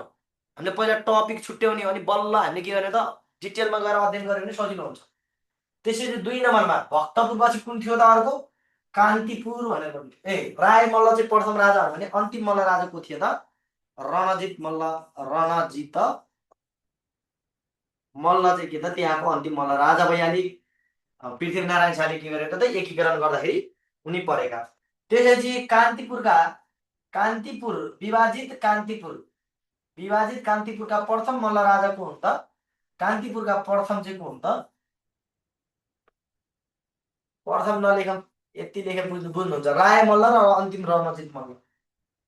प्रथम पनि नलेखौँ, यहाँ पनि नलेखौँ। रण रत्न मल्ल प्रथम चाहिँ को हुन् त? रत्न मल्ल हुन्। रत्न मल्ल रत्नमल्ल रत्नमल्ल रत्नमल्ल है। रणमल्ल भएको होला कतै, रत्नमल्ल हो। रत्नमल्ल प्रथम अनि अन्तिम चाहिँ जयप्रकाश मल्ल। जयप्रकाश मल्ल है, त्यो कुरा चाहिँ ख्याल गर्नुहुन्छ। रणमल्ल होइन, त्यहाँ तपाईँहरूको कतै रणमल्ल भएको होला, भएको रहेछ भने त्यसलाई सच्याउनु। कान्तिपुरको प्रथम राजा चाहिँ विभाजितको चाहिँ रत्नमल्ल हो। त्यसपछि कान्तिपुर, त्यसपछि अर्को थियो त पाटन भनेर भन्ने थियो, अहिलेको हाम्रो ललितपुर। पाटनको को थियो त? पाटनमा चाहिँ प्रथम चाहिँ रणमल्ल भए, रणमल्ल प्रथम चाहिँ, र अन्तिम चाहिँ को त तेज नरसिंह मल्ल। अन्तिम को त तेज नरसिंह मल्ल, तेज नरसिंह मल्ल, तेज नरसिंह मल्ल। ल त्यसपछि अब अर्को हाम्रो पृथ्वीनारायण शाहको एकीकरण अभियान। त्यसपछि नेपाल उपत्यका अथवा नेपाल मण्डलको शासनको विषयमा हामीले हेर्न पर्यो फेरि त्यति बेला है, एकीकृत नेपाल उपत्यकाको बारेमा, जसमा चाहिँ हामीले काठमाडौँ ललितपुर भक्तपुरलाई छुट्टा छुट्टै तरिकाले पढ्छौँ। रत्नमल्ल है, रणमल्ल भएको छ भने रत्नमल्ल बनाउनु। भातगाउँ भनेको भक्तपुरलाई भातगाउँ भनेर भन्थ्यो। भातगाउँ अर्थात् भक्तपुरलाई पहिलाको नाम चाहिँ के त, भक्तपुरलाई भातगाउँ भनेर भनिन्थ्यो। अन्तिम चाहिँ तेज नरसिंह मल्ल पाटनको चाहिँ है त। अब यो चाहिँ नेपाल एकीकृत नेपाल उपत्यका, पहिला चाहिँ नेपा मण्डला भनेर भनिन्थ्यो यसलाई। पछि विभाजित भइसकेपछि भक्तपुर भातगाउँ भयो, कान्तिपुर काठमाडौँलाई कान्तिपुर भनियो, पाटनलाई चाहिँ के भन्छ ललितपुरलाई पाटन भनेर भनियो त्यति बेला चाहिँ है, विभाजित भइसकेपछि। त्यसपछि अर्को हामीले पढ्न पर्ने है अर्को वंश छ एउटा पूर्वमा सेनवंशी राज्य भन्ने छ। हेर्नु त यति धेरै पढ्न पर्ने रहेछ हामीले। पूर्वमा सेनवंशी राज्यहरू, सेनवंशी, पूर्वमा सेनवंशी राज्य। अब पूर्वमा सेनवंशी राज्यहरू को थिए है, सेनवंशी भनेर भनेको छ। अब सेनवंशीको विकास कसरी भयो भन्ने कुराहरू पनि तपाईँहरूलाई मैले बिस्तारै बिस्तारै भन्दै भन्दै टपिक पनि भ्याइ बल्ल हामीले हेडलाइन्स भ्याउँछौँ के, तपाईँ नातिनु न, हामीले यसरी कर्मशै पढ्ने हो कि। अब यो सुन्नु है, जब मैले तपाईँहरूलाई नेपालको मध्यकालीन इतिहासमा म प्रवेश गरेको थिएँ, नेपालको मध्यकालीन समयमा चाहिँ यी राज्यहरू त्यति बेला अस्तित्वमा थिए के है। पछि त्यो जब पृथ्वीनारायण शाहले चाहिँ एकीकरण अभियान प्रारम्भ, मतलब पृथ्वीनारायण शाहका पिताले चाहिँ जब नेपाली एकीकरण अभियानलाई प्रारम्भ गरे र त्यसलाई चाहिँ कार्यान्वयनमा ल्याउने काम, अर्थात् विजय सुरुवात गरेर चाहिँ पृथ्वीनारायण शाहले चाहिँ नुवाकोटमाथि विजय हासिल गरिसकेपछि पश्चात चाहिँ एक खालले चाहिँ के त नेपाल एकीकरण अभियानलाई चाहिँ के त तीव्र रूपमा चाहिँ के गरेको त अगाडि बढाइएको थियो। पाउँछ कैलाली, कैलालीमा चाहिँ धनगढीमा पाइन्छ त्यो बुक चाहिँ। तपाईँहरूले चाहिँ अनलाइन अर्डर गर्नुभयो भने सम्पर्क गर्नुहरू पाइन्छ। जिके ल्याबोरेटरीमा मैले राखिदिएको छु त्यो सबै ठेगानाहरू कहाँ कहाँ पाइन्छ भनेर है। अब पूर्वमा सेनवंशी राज्य कहाँ कहाँ थिए त भन्दाखेरि अब तीनवटा सेनवंशी राज्य थिए है त। पूर्वका सेनवंशी राज्यहरू, एक नम्बरमा थियो मकवानपुर राज्य। मकवानपुर। अब मकवानपुर पनि कसरी बन्यो त तपाईँहरूलाई म यो रोचक कहानी भन्छु। त्यति बेला नेपालमा 2224 राज्य भनेर भन्ने थियो है त। 22 भनेपछि हाम्रो यो प्युठानदेखि पूर्वतिरको भाग,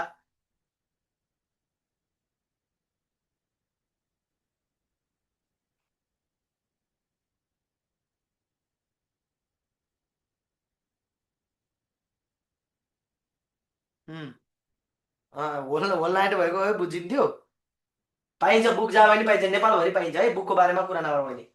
मकवानपुर राज्य जो चाहिँ 2224 राज्य थियो। 22 राज्य भन्नाले प्युठान बाहेक पूर्वको, प्युठान बाहेक पूर्वको भने प्युठान चाहिँ 24 राज्यभित्र पर्थ्यो। प्युठान बाहेक पश्चिमको भाग चाहिँ के थियो त भन्दा 22 राज्यमा थियो। प्युठान भन्दा पूर्वको भाग चाहिँ के थियो त 24 राज्यमा विभक्त थियो। भनेपछि के हो त भन्दा त्यति बेला जो 24 राज्य थियो, 24 राज्य भने एउटा पाल्पा भन्ने पनि थियो कि 24 राज्य हो। त्यो पाल्पाबाट विभाजित गरेर, पाल्पा भने धेरै ठुलो एरिया थियो के। अहिले जो पाल्पा जिल्ला छ नि, पाल्पा भनौँ न, पाल्पा थियो। त्यो पाल्पा चाहिँ कि त अहिले चाहिँ तपाईँहरूको चाहिँ एकदम ठुलो एरिया गर्दै थियो हो। त्यसलाई विभाजित गरेर मकवानपुर राज्य बनाए। कसले बनाए त भन्दा हेरौँ है, विक्रम सम्वत, यो महत्त्वपूर्ण छ, इक्जाममा सोध्छ, यो सोधि पनि सकेको छ यो। विक्रम सम्वत 1622मा, 1622मा लोहाङ सेन, के नाम गरेको, लोहाङ सेनले, लोहाङ सेनले हेर्नु है, 22 राज्य जुन 24 राज्य थियो, 22 भन्दा 24 राज्य, पाल्पा राज्य, पाल्पा राज्यबाट टुक्राएर के भयो, के बनायो त भन्दा पाल्पाबाट, पाल्पाबाट टुक्रियाएर, पाल्पालाई टुक्रियाएर भनौँ न त होइन, पाल्पालाई टुक्रियाएर पाल्पालाई टुक्र्याएर मकवानपुर राज्य बनाएको है त छुट्टै। पाल्पालाई यो विवाद भएर हो फेरि है, पाल्पालाई टुक्र्याई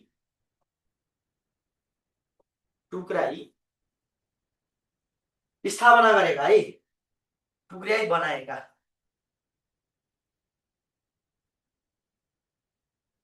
यो राज्य चाहिँ मकवानपुर राज्य। त्यसपछि अर्को सेन वंशी राज्य थियो विजयपुर। 2 नम्बरमा विजयपुर थियो। विजयपुर राज्य भन्ने थियो। यो चाहिँ कसरी बन्छ त भन्दा विक्रम सम्वत, एकदम महत्त्वपूर्ण छ है यो विजयपुर। विक्रम सम्वत 1727 मा के नाम गरेको त भन्दा विधाता इन्द्रसेन, विधाता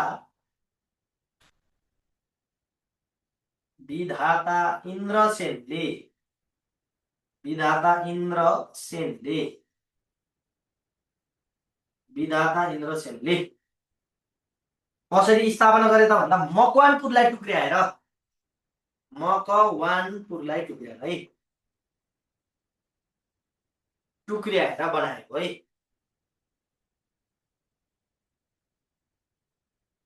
मकवानपुर पूर्वको सेनवंशी राज्य थियो नि, पूर्वको सेनवंशी राज्यमा चाहिँ जुन के त मकवानपुर राज्य थियो त्यो त्यसलाई पनि टुक्र्याएर फेरि विजयपुर बनाइदिए है। अब विजयपुर पनि टुक्रिन्छ फेरि। पूर्वमा सेनवंशी राज्य कुन कुन थिए त मध्यकालीन समयमा भन्दा विजयपुर पछि अर्को चौदण्डीगढी पनि थियो। 3 नम्बरमा चौदण्डीगढी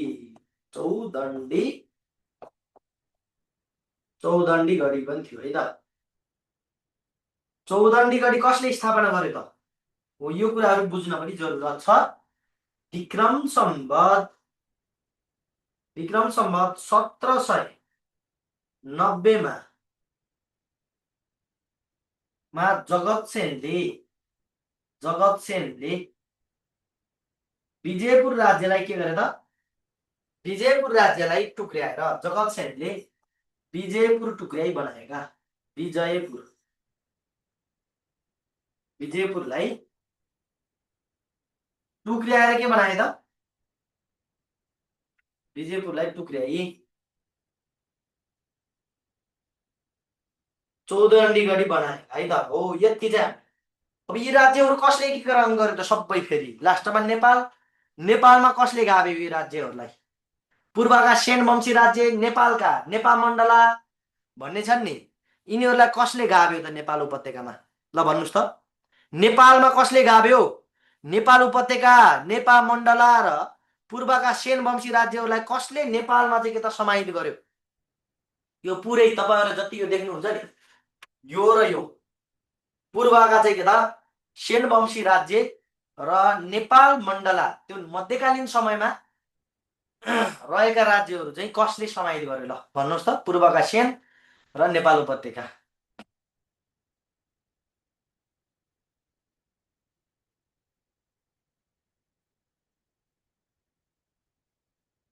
कसले गर्यो? पढ्नु भयो होला त तपाईहरुले त।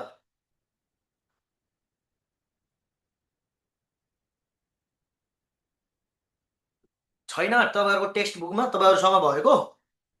अनि पृथ्वीनारायण शाहले गरेन नि त? हेर्नु त, भक्तपुरमाथि पृथ्वीनारायण शाहले विजय हासिल गरेका, कान्तिपुरमाथि पृथ्वीनारायण शाहले विजय हासिल गरेका हैन, पाटनमाथि विजय हासिल पृथ्वीनारायण शाहले गरेका, मकवानपुर आफ्नै जेठाजेठ दिग्बन्धन सेन थियो, विजयपुरमाथि पनि उनले नै हासिल गरेका, विजय हासिल गरेका पृथ्वीनारायण शाहले, चौदण्डीगढीमाथि पनि उनले नै आक्रमण गरेर विजय हासिल गरेका भनेपछि विभाजित नेपाल उपत्यका अर्थात् काठमाडौँ उपत्यका, अहिलेको जुन हाम्रो काठमाडौँ उपत्यकाभित्र काठमाडौँ, ललितपुर, भक्तपुर 3वटा जिल्ला पर्छन् नि, फेरि भोलि पढौँ भन्न लाग्यो कले। काठमाडौँ, ललितपुर, भक्तपुर जुन 3वटा जिल्ला पर्छन् अहिले हो, त्यति बेला पहिला नेपाल उपत्यका भन्ने थियो पहिला प्रारम्भमा है। जो विभाजित भएको थियो त्यसको एकीकरण गर्ने काम कसले गरे त भन्दा पृथ्वीनारायण शाहले गरे।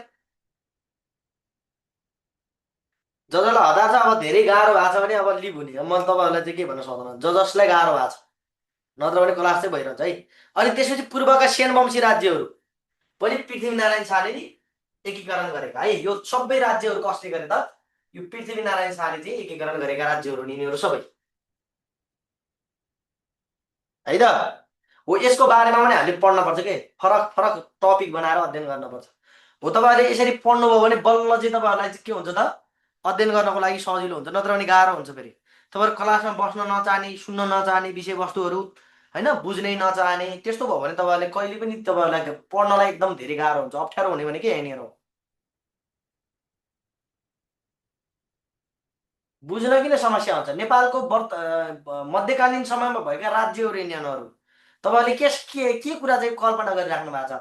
मध्यकालीन समयमा भएका राज्यहरू नेपालमा, नेपाल अहिले जस्तो थिएन नि त, एउटा मात्रै पुरै देश पूर्व मेचीदेखि पश्चिम महाकालीसम्मलाई नेपाल भनिँदैन थियो नि। त्यति बेला हेर्नु न, नेपालमा चाहिँ काठमाडौँमा छुट्टै राजाहरू थिए, छुट्टै वंशले राज्य गर्थ्यो, पूर्वमा सेन वंशी राज्यहरू थियो होइन, त्यसपछि माझ किराँत भन्ने थियो, पल्लो किराँत भन्ने थियो, धेरै थिए नि त, 22 राज्य भन्ने थियो, 24 राज्य भनेर भन्ने थियो, कति धेरै चाहिँ नि के अरे राजा के अरे विभिन्न साना साना चाहिँ नि के अरे राज्यहरूमा विभाजित थियो नेपाल त्यो मध्यकालीन समयमा।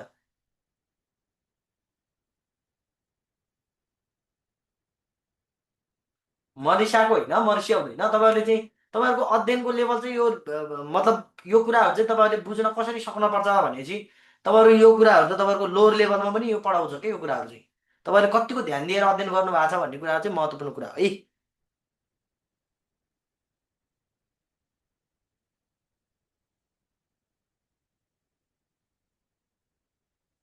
नै नै ठिक छ, कहिलेकाहीँ चाहिँ समस्या हुन्छ नयाँ नयाँ साथीहरूलाई, त्यो त्यसमा कुनै समस्या छैन है, बिस्तारै बिस्तारै भइरहेछ त। यो भनेको पृथ्वीनारायण शाहले एकीकरण गरेका राज्यहरू, नेपालको मध्यकालीन समयमा भएका राज्यहरू थिए यिनीहरू, है त।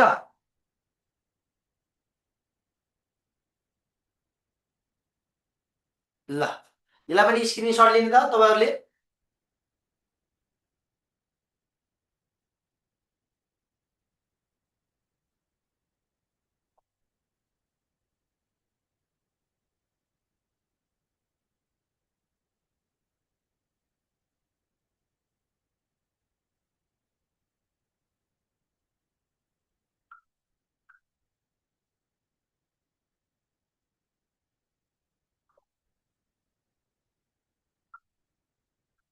ल लास्टको लाइन चौदण्डी गढी भन्ने छ, चौदण्डी गढी भने पनि हुन्छ, चौदण्डी गढी मात्रै भने पनि हुन्छ।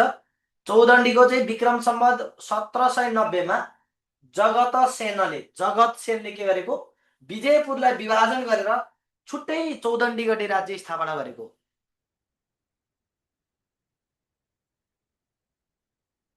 नातिनुहोस् बिस्तारै हुन्छ, तपाईँले बिस्तारै टेक ओभर गर्ने हो है, एकैपल्ट चाहिँ हाम फाल्न खोजेर हुँदैन, बुझ्नुभयो नि सर म्याडमहरू, बिस्तारै हुन्छ है। तपाईँहरूको हातमा चाहिँ राम्रो टेक्स्ट बुक पऱ्यो भने तपाईँहरूलाई त्यसले पनि धेरै कुराहरू गाइड गर्छ। धेरै म्यानेज गरेर धेरै दुःख गरेर बनाएको नोटहरू चाहिँ छ, तपाईँहरूले चाहिँ अब नोटहरूमा त्यति पाउनुहुन्न होला, टेक्स्ट बुक छ, त्यही भएर टेक्स्ट बुक चाहिँ तपाईँहरूले अनिवार्य किन्नुहोस् भन्नुको कारण त्यो हो कि। ल अब हामी अर्कोमा जाउँ। त्यति बेलाको चाहिँ अब खस राज्य हेरौँ है त, 2224 राज्य भन्ने थियो नि, त्यसलाई सुरुमा के भन्थ्यो, खस राज्य भन्थ्यो, खस राज्य। अर्को हामीले मध्यकालीन समयमा भएको एउटा राज्य पढ्नुपर्छ, खस राज्य होइन त। अब खस राज्यको प्रथम राजा तपाईँहरूले भन्न पर्दैन, संस्थापक पनि भन्छ। यसको शासनको केन्द्र कहाँ थियो त, खस राज्यको संस्थापक भनेर भनौँ है त, संस्थापक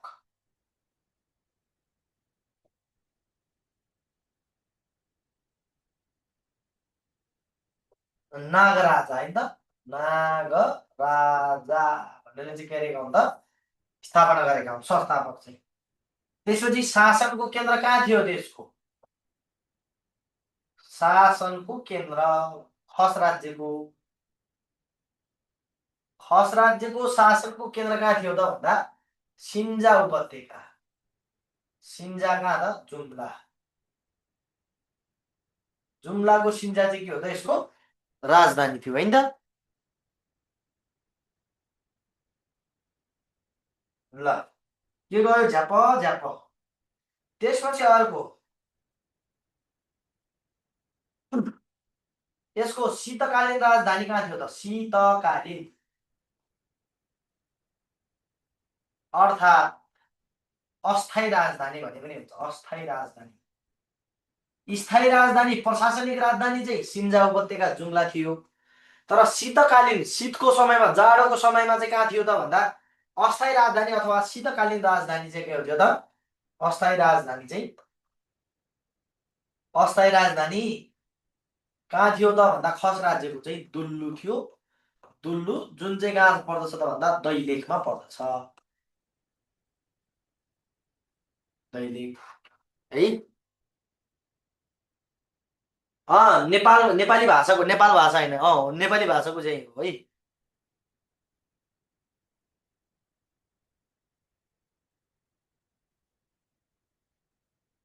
अलिअलि पढ्दै गर्नुहोस्।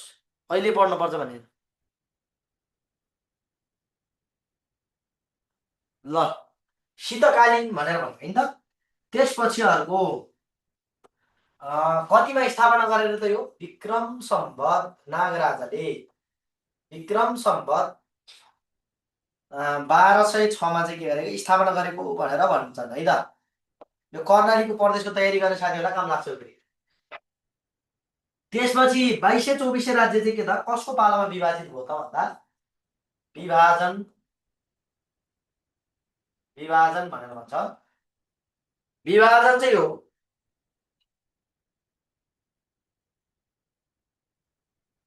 विभाजन चाहिँ अभय मल्लको पालामा है। अभय मल्ल जो चाहिँ कसका छोरा हो त अभय मल्ल चाहिँ हरिदेव मल्लको छोरो अभय मल्ल। अभय मल्लको पालामा अभय मल्लको पालामा विभाजन भएको है त। विभाजन भयो। अभय मल्लको पालामा चाहिँ के भयो त यो विभाजन भयो। 2224 राज्यमा चाहिँ के भयो त विभक्त भयो भनेपछि अब हामीले 1 नम्बरमा लेख्ने 22 राज्य। 22वटा राज्यहरू थिए जसमा चाहिँ कुन कुन पर्दछन् त भन्दा प्युठान बाहेक भनेर लेखिने हुन्छ। प्युठान बाहेक पश्चिमको भागलाई के भन्छ त 22 राज्य भनेर भनिन्छ है त। प्युठान बाहेक पछि तपाईँले पढ्न परिहाल्छ है यो टेन्सन नमान्नुहोस्। प्युठान बाहेक पश्चिम भाग पश्चिमका राज्यहरू चाहिँ है पश्चिमका राज्यहरू 22 भित्र पर्दथे। 22वटा राज्यहरू थिए यसमा साना ठुला 22वटा राज्यहरू थिए। त्यसपछि अर्को नम्बरमा दोस्रो नम्बरमा 24 राज्य 24 राज्य र 24 राज्य चाहिँ के पर्थ्यो त भन्दा प्युठान सहित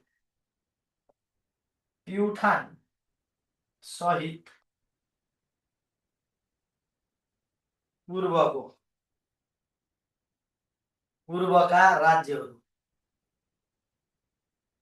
यसमा चाहिँ 24वटा चाहिँ के त साना ठुला गरेर 24वटा राज्यहरू चाहिँ 22 र 24 राज्यमा विभक्त भएको थियो नेपाल। र यो 22-24 राज्य विभाजन भइसकेपछि चाहिँ नेपालमा चाहिँ के त नेपाल एकीकरण अभियानको जिम्मा लिएका पृथ्वीनारायण शाहको पछि चाहिँ प्रताप सिंह शाह नेपालको राजा भए। उनले अलिअलि गरे है अलिअलि नेपाल एकीकरण गरे। पृथ्वीनारायण शाहका छोराले प्रताप सिंह शाहले खासै राम्रोसँग गरेनन्। र पछि रणबहादुर शाह प्रताप सिंह शाहको भाइ रणबहादुर शाह र राजमाता राजेन्द्र लक्ष्मीको चाहिँ के त जुन चाहिँ नायबी शासन थियो त्यो नायबी शासन र पछि गिरवान युद्ध विक्रम शाहले चाहिँ के त गरेर चाहिँ यो पुरै के त विभक्त भएको 22-24 राज्यलाई पनि नेपालमा चाहिँ के त गाड्ने काम गरेका थिए। यो त तपाईँहरूलाई मैले भन्नै पर्दैन। रणबहादुर शाह गिरवान युद्ध विक्रम शाहले चाहिँ के त अथवा बहादुर शाह पनि थियो। रणबहादुर शाह बहादुर शाह त पृथ्वीनारायण शाहको भाइ पृथ्वीनारायण शाहको कान्छो छोरो भइहाल्यो होइन। प्रताप सिंह शाहको छोरो कान्छो छोरो पृथ्वीनारायण शाहको कान्छो छोरो। रणबहादुर शाह भनेपछि प्रताप सिंह शाहको छोरो रणबहादुर शाह होइन त। त्यसपछि गिरवाने युद्ध विक्रम शाह भनेको रणबहादुर शाहको छोरो गिरवाने युद्ध विक्रम शाहको पालासम्म आएर यो चाहिँ के भएको त नेपालमा चाहिँ गाडिएका उन्नेली क्षेत्र पछि एकीकरण भएका हुन् 22-24 राज्यहरू। पृथ्वीनारायण शाहले चाहिँ कोसिस मात्रै गरेका हुन् 22-24 राज्य एकीकरण गर्नको लागि। पृथ्वीनारायण शाहले चाहिँ एकीकरण गर्न नपाउँदै उनको के भयो त देहान्त भयो।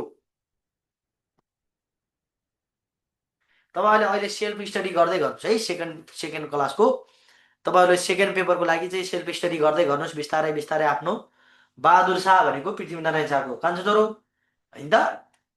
प्रताप सिंह शाहको भाइ रणबहादुर शाहको नायबी शासन सत्ता सञ्चालन। नायबी भनेको अभिभावकको के भूमिका खेलाउने है। बहादुर शाहले चाहिँ के गरे त भन्दा नेपाल एकीकरण अभियान चाहिँ चलाएका हुन्। पृथ्वीनारायण शाहले चाहिँ नेपाल उपत्यका र पूर्वमा सेनवंशी राज्य मात्रै के गरे त भने एकीकरण गर्न सम्भव भयो। र उनको निधन भएपछि प्रताप सिंह शाह चाहिँ नेपालको राजा भए, उनले चाहिँ खासै गरेनन्। र उनको निधन भइसकेपछि उनको नायबी शासन सञ्चालन गर्नको लागि उनको छोरो चाहिँ राजा भयो रणबहादुर शाह। रणबहादुर शाह चाहिँ राजा भएपछि त्यो चाहिँ बच्चा थियो। बच्चा उमेरमा चाहिँ के त नायबी शासन सञ्चालन गर्ने राजमाता राजेन्द्र लक्ष्मी। त्यसपछि अर्को चाहिँ उनको देवर बहादुर शाहले चाहिँ नेपालको बागडोर सम्हालेका होइन त हो। उनीहरूले चाहिँ के गरे भन्दा नेपालको पूर्वमा चाहिँ सरी नेपालको पश्चिममा चाहिँ 2224 राज्यलाई चाहिँ विभाग के अरे सरी एकीकरण गर्ने काम गरे। र जुन प्रक्रिया चाहिँ के त गिरवाण युद्ध विक्रम शाहको पालासम्म चाहिँ के त कन्टिन्यू रहिराख्यो। र नेपाल अङ्ग्रेज युद्ध पश्चात चाहिँ नेपालको एकीकरण अभियान पनि समाप्त भयो।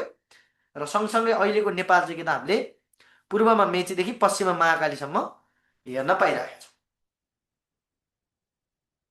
निधन भयो भनेर चाहिँ पृथ्वीनारायण शाहको निधन बिमार भएर भन्छन् कसैले होइन। अब त्यो विभिन्न माइथोलोजीहरू छ, माइथोलोजीको पछि नलाग्ने। अब कसैले बाघले खायो भनेर मर्छन्, मर्यो भनेर भन्छन्। त्यो कुराहरू सबै नहेर्ने है त।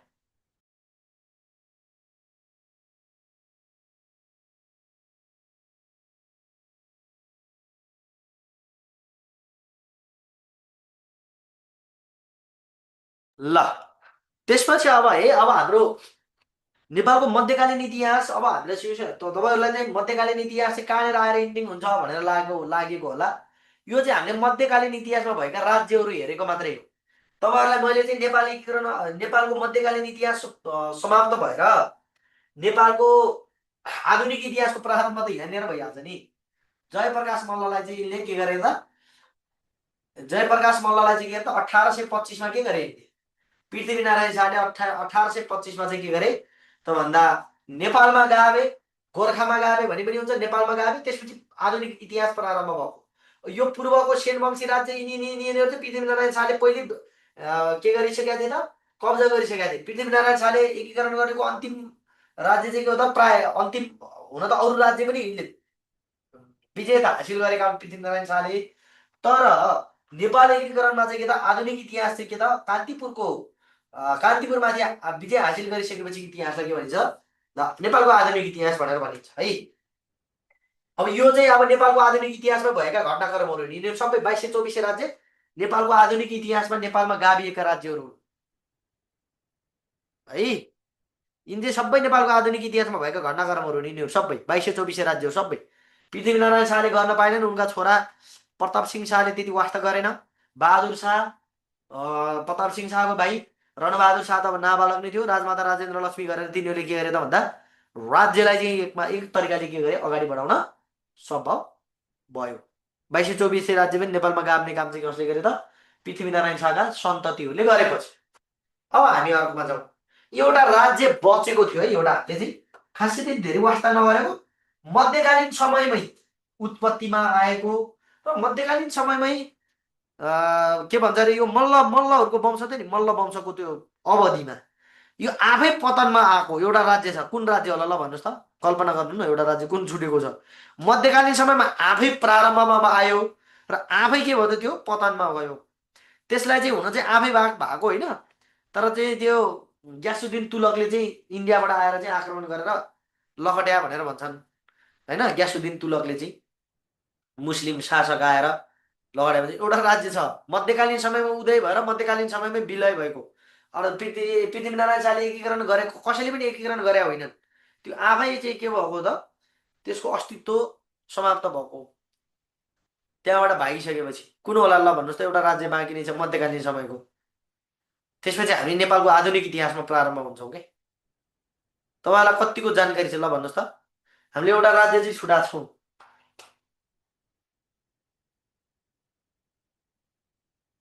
ल मध्यकालीन समयको तिरहुता डोय राज्य भन्ने छ क्या, सिमरौनगढ राज्य भन्ने छ नि हो त्यो तिरहुता डोय डोय पनि भन्छन्, जसलाई तिरहुता पनि भन्छ, तिरहुता अथवा सिमरौनगढ भने पनि भयो।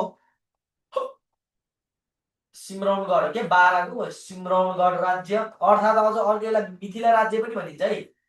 मिथिला राज्य, मिथिला, हेर्नु त, मिथिला राज्य, मिथिला राज्य। यसको स्थापना, यसको स्थापना कसले गरेका थिए त भन्दा 1154 मा नान्यदेवले चाहिँ के गरेका थिए, यसको स्थापना गरेका थिए सिम्रौनगढको है। संस्थापक को हुन्छ यसको? संस्थापक नान्यदेव, नान्यदेव हुन्। नान्यदेवले यसको स्थापना गरे। कहिले गरे त भन्दाखेरि विक्रम सम्वत 1154 मा चाहिँ स्थापना गरेका थिए है त।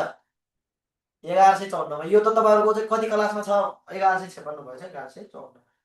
यो मैले बोर्डिङ स्कुलमा पढाउँदाखेरि चाहिँ सायद यो 5 क्लासमा हो कि कति क्लासमा छ, सोसलमा छ यो नान्यदेवको। यो कर्नाट वंश पनि भन्छ यसलाई। अर्को यो छुट्यो क्या, कर्नाट वंशमा पनि छ। कर्नाट वंशले चाहिँ के त शासन गर्थे यहाँ चाहिँ। शासनको केन्द्र कहाँ थियो त? यसको सिम्रौनगढ थियो शासनको केन्द्र।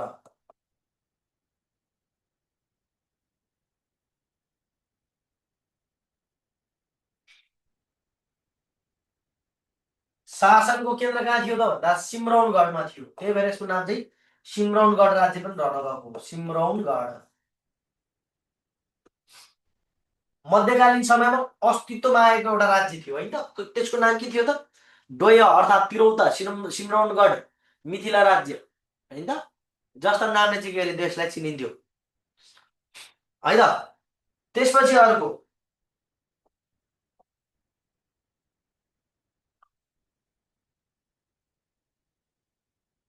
सिम्रौनगढ हालको के त बारा, हालको बारा है त। त्यसपछि पतन, यसको पतन कहिले भयो? पतन चाहिँ विक्रम सम्वत 1300 को ताकामा, विक्रम सम्वत 1381 मा है। 1381 मा हरिसिंह देवको पालामा, हरिसिंह है, हरिसिंह देवको पालामा, देवको पालामा के भएको हो त यसको? यसको के भयो? पतन भएको हो हरिसिंह देवको पालामा। यो चाहिँ ग्यासुद्दिन तुगलक भन्ने चाहिँ के त भन्दा यो दिल्लीको शासक ग्यासुद्दिन तुगलकले चाहिँ यिनीहरूमाथि आक्रमण गरे। त्यसपछि त्यहाँ चाहिँ आक्रमण गरेपछि यिनीहरूको डरले चाहिँ हरिसिंह देव चाहिँ के गरे त तिरहुता भनेर भन्छ। तिरहुता भनेको तिरहुता, तिरहुता राज्य हो के हो। तिरहुना होइन, तिरहुता, हुत हो यो, तिरहुता, तिरहुता राज्य है। त्यसपछि यिनीहरू वंश कुन वंशका थिए? यिनीहरू कर्नाट वंशका थिए है त। कुन वंशका हुन् यिनीहरू? हरिसिंह देवहरू, नान्य देवहरू चाहिँ कर्नाट वंशी हुन्। कर्नाट वंशी। अब यिनीहरूको चाहिँ कुन कुन समयमा चाहिँ नेपालमा चाहिँ यता उपत्यकातिर चाहिँ कुन राज्य अथवा कुन शासन हुँदाखेरि चाहिँ यिनीहरूको अस्तित्वमा थियो त भन्दाखेरि तपाईँहरूले चाहिँ एउटा कुरा भनौँ, रुद्रमल्ल भन्ने चाहिँ कि त पाटनका राजा थिए। पाटनका राजा। तपाईँहरू लिभ हुने बानी छ नि हो, यो सबभन्दा खराब र सबभन्दा डेन्जर, सबभन्दा विस्फोटक बानी भनेको बिचबिचमा क्लासमा लिभ भइदिने। यो यसले के गर्छ त भन्दा अर्धज्ञानी भन्छ क्या। अर्धज्ञानी के हुन्छ? एकदम विस्फोटक हुन्छ क्या त्यो। त्यसले आधा जानेको हुन्छ, आधा जान्दैन। अनि त्यसपछि के कि त पुरा सुनेर नजान्नु बेग्लै कुरा हो होइन। अब आधा आधा बिचबिचमा पढेर आधा बुझ्नु आधा नबुझ्नु कुरा भोलि तपाईँहरू टेक्स्ट बुक हेरेर पढेर थाहा पाइहाल्नुहुन्छ भने आधा चाहिँ सुन्यो भने के हुन्छ, एकदम धेरै आफूले आधा आत्मघाती जस्तै हुन्छ कि। यो कर्नाट वंशी अथवा यो डोय तिरहुत राज्य चाहिँ कति बेला रुद्रमल्लको पालामासम्म चाहिँ कि त अस्तित्वमा थियो के हो। यो पाटनको राजा रुद्रमल्ल। पछि म तपाईँहरूलाई भनिदिन्छु, एकछिन कहानी भनिदिन्छु यिनीहरूको रुद्रमल्लको पालासम्म है त। रुद्रमल्ल त्यति बेला यिनीहरूको चाहिँ हरिसिंहदेवले चाहिँ शासन गर्दै गर्दा रुद्रमल्ल चाहिँ के त पाटनका राजा थिए होइन त। त्यसपछि हरिसिंहदेवको श्रीमती तपाईँले सुन्नु भएको छ, म तपाईँलाई अलिकति लेखिदिन्छु हरिसिंहदेवको बारेमा।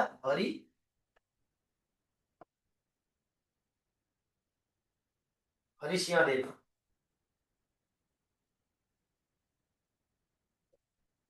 हरिसिंहदेवको श्रीमती को थिइन् त? श्रीमती चाहिँ देवला देवी भन्ने थियो। देवला देवी, देवल देवी।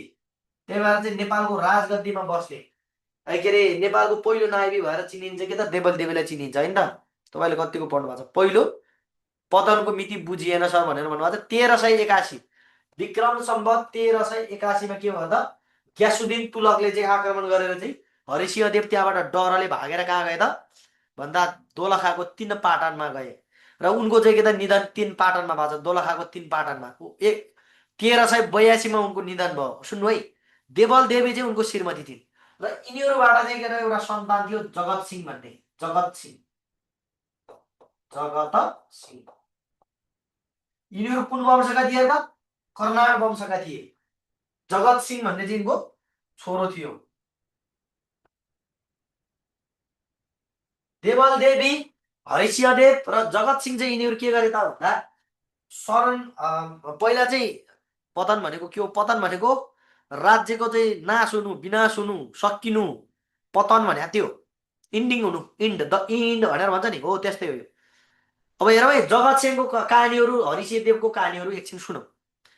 देवल देवी म तपाईँलाई त्यो नेपालको इतिहासको बिचबिचमा यो मैले कर्नाटक वंशको बारेमा तिरहुँदा डोय राज्यको बारेमा पढाउनेवाला छैन क्या। तपाईँले यही बुझ्ने हो। कर्मसे कतिपय कुराहरू यही इन्ड गर्ने कतिपय कुराहरू महत्त्वपूर्ण कुराहरू पछि पढ्ने। बुझ्नु हो नि? हेर्नु है जब हरिसिंहदेवलाई त्यहाँबाट लखटे ग्यासुद्दिन तुगलकले लखेटेर भाग्यो। ग्यासुद्दिन तुगलक है त दिल्लीको शासक ग्यासुद्दिन तुगलक ग्यासुद्दिन ग्यासुद्दिन तुगलकले आक्रमण गरेपछि यिनीहरू भागे। त्यहाँबाट यिनी चाहिँ को त हरिसिंहदेव र देवल देवी गएर रुद्रमल्ल कहाँ चाहिँ के त शरण मागे देवी है त रुद्रमल्लसँग शरण मागे तर रुद्रमल्लले शरण दिएनन्। शरण नदिएपछि यिनीहरू कहाँ गए त दोलखाको 3 पाटन भन्ने ठाउँमा गए। दोलखाको 3 पाटनमा यिनको निधन हुन्छ। कसको? हरिसिंहदेवको निधन हुन्छ दोलखाको 3 पाटनमा। दोलखाको 3 पाटनमा दोलखा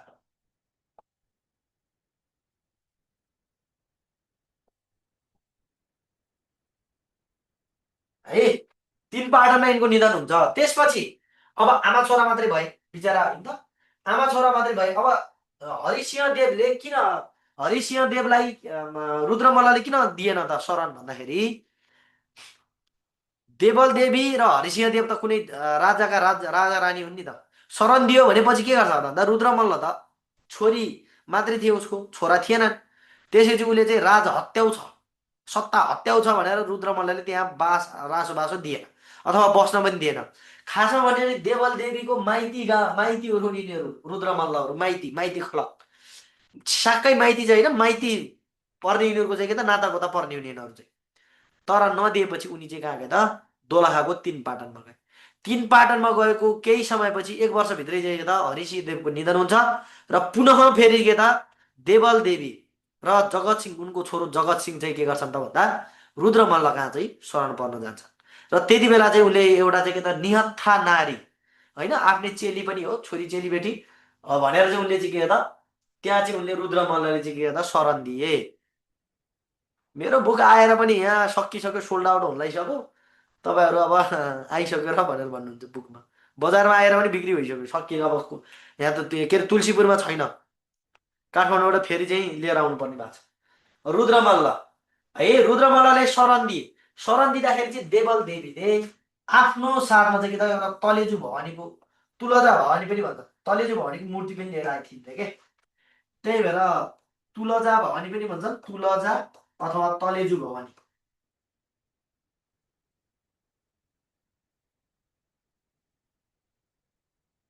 तलेजु भवानीको मूर्ति अब हेरौँ यो मल्लहरूको इष्ट देवी हो। भगवान कुलदेवी भन्दा भन्छौँ नि हामीले कुलदेवी चाहिँ के त तुलजा भवानीलाई मान्छन् तुलजा अथवा तलेजु भवानीलाई। अब काठमाडौँमा आएर काठमाडौँ भन्छ अरे के पाटनमा आएर पाटनमा चाहिँ आएर पाटनमा चाहिँ यिनले शरण दिइसके देवल देवीले चाहिँ तुलजा भवानीको मूर्ति अथवा चाहिँ के त तुलजा भवानीको स्थापना गरिन् तलेजु भवानीको स्थापना गरिन् देवल देवीले। त्यसपछि के त रुद्रमल्लले अथवा मल्लहरूले चाहिँ के त तलेजु भवानीलाई चाहिँ पूजा पाठ गर्न थाले। भगवान चाहिँ गोल्डेन जिके आइसकेको छ है। गोल्डेन जिके गोल्डेन गोल्डेन नेपालीमा छ गोल्डेन जिके यस्तो छ गोल्डेन अनि पछाडि चाहिँ जिके भन्ने छ तपाईँहरूलाई मैले गोल्डेन जिकेको बारेमा चाहिँ जिके ल्याबोरेटोरी भन्ने फेसबुक पेज छ हाम्रो। तपाईँहरूलाई बुकको बारेमा कति भनिराख्नु, अब खालि आफ्नै बुकको मात्रै यसले चाहिँ विज्ञापन गर्छ भन्ने यस्तो भयो, लाज हुन्छ मलाई यो है। यो जिके ल्याबोरेटोरी भन्ने हाम्रो फेसबुक पेज छ या बी पेज छ, पेजमा जाने त्यहाँ हेर्ने सबै कुराहरू आउँछ। तपाईँले दराजमा चाहिँ कि त तपाईँले गोल्डेन जिके हान्नुभयो भने चाहिँ आउँछ है। दराज वेबसाइटमा जाने गोल्डेन जिके भनेर हान्नुभयो भने चाहिँ आउँछ। योभन्दा मैले कति सिकाउनु तपाईँहरूलाई। अब पाटनमा है, पाटनमा शरण पाइन् उनले, देवल देवीले। त्यसपछि रुद्र मल्लको छोरी थिइन् को त भन्दाखेरि तपाईँले पढ्नु भएको छ नायक देवी, नायक देवी है। सुनौ, नायक देवी को थिइन् त भन्दा रुद्र मल्लकी छोरी थिइन्, रुद्र मल्लको। फेरि प्राइस सोध्नु भएको बिचमा आएर 1295 छ हौ बजारमा। अब हेर्नु है, एकजना सरले हालिदिनु भयो, सुचेता गिरी म्यामले हालिदिनु भएको छ, त्यही हो गोल्डेन जिके बुक। ल, नायक देवी रुद्र मल्लकी छोरी हुन्, छोरी है, यिनको छोरी। अब हेरौँ, रुद्र मल्लको निधन हुन्छ, छोरा हुँदैनन्। त्यसपछि राजगद्दीमा को बस्छ त भन्दा नायक देवी बस्छिन्। नायक देवी राजगद्दीमा बस्छिन्, अर्थात् नेपालको शासनमा 1035मा पाइरहेछ काठमाडौँमा। तपाईँहरूले चाहिँ अब त्योभन्दा कति भन्ने, मैले आज 1049 राखेर चाहिँ मूल्य, हिजो 1066 थियो। अब धेरै सोल्ड आउट भएपछि मूल्य पनि बढ्दै जान्छ के। दराजको अफर चलेन, दराजले अब हिजो 1066मा बेचिरहेको थियो, 1049 हाल्यो, धेरै सोल्ड आउट भएर चाहिँ भएको होला। त्यो चाहिँ मैले त्यही भन्छु है, वस्तुको मूल्य बढ्नुको कारण चाहिँ के त धेरै माग भयो भने हुन्छ। अब हेर, नायक देवीको निधन, सरी, नायक देवी रुद्र मल्लको छोरी हुन्। यिनको निधन भइसकेपछि राजगद्दीमा बस्ने उनको छोरो नभएपछि उनके त नायक देवी बस्छ। र नायक देवीको विवाह कोसँग हुन्छ र भन्दा हेरौँ है, जगत सेनसँग हुन्छ, जगत सिंहसँग हुन्छ। जगत सिंह भनेको को, कसको विवाह अरे, जगत सिंहको विवाह चाहिँ जो चाहिँ हरिसिंह देव अथवा देवल देवीको छोरो थियो जगत सिंह र नायक देवीको विवाह हुन्छ। हेरौँ है, अब देवल देवीको छोरो जगत सिंह र नायक देवीको विवाह भइसकेपछि यिनीहरूको बीचबाट एउटा सन्तति जन्मिन्छन् जसको नाम हो राजल्ल देवी। राजल्ल देवी, राजल्ल, राजल्ल देवी हो। अब हेरौँ यहाँनिर दुईटा कुराहरू हामीले बुझ्नु छ। ए भगवान्, सुर्खेतमा मलाई थाहा छैन क्या, त्यो धेरै नगर्नु है। अब हेर भाइ, जगत सिंह, अब यिनको विवाह पहिला अरू पुरुषसँग विवाह भएको थियो, पछि दरबारिया षड्यन्त्र परेर अथवा देवल देवीले र जगत सिंहले मिलेर चाहिँ नायक देवीको श्रीमानलाई मारेको भनेर भन्छ। त्यो अब माइथोलोजी हो, त्यो प्रमाणिक पनि होइन। पछि चाहिँ उनको विवाह चाहिँ जगत सिंहसँग भयो। नायक देवी चाहिँ नेपालको इतिहासमा राजगद्दीमा बस्ने पहिलो महिला हो, किनभने उनको पिताको चाहिँ के त छोराहरू नभएपछि उनी चाहिँ गद्दीमा बसेकी थिइन् है।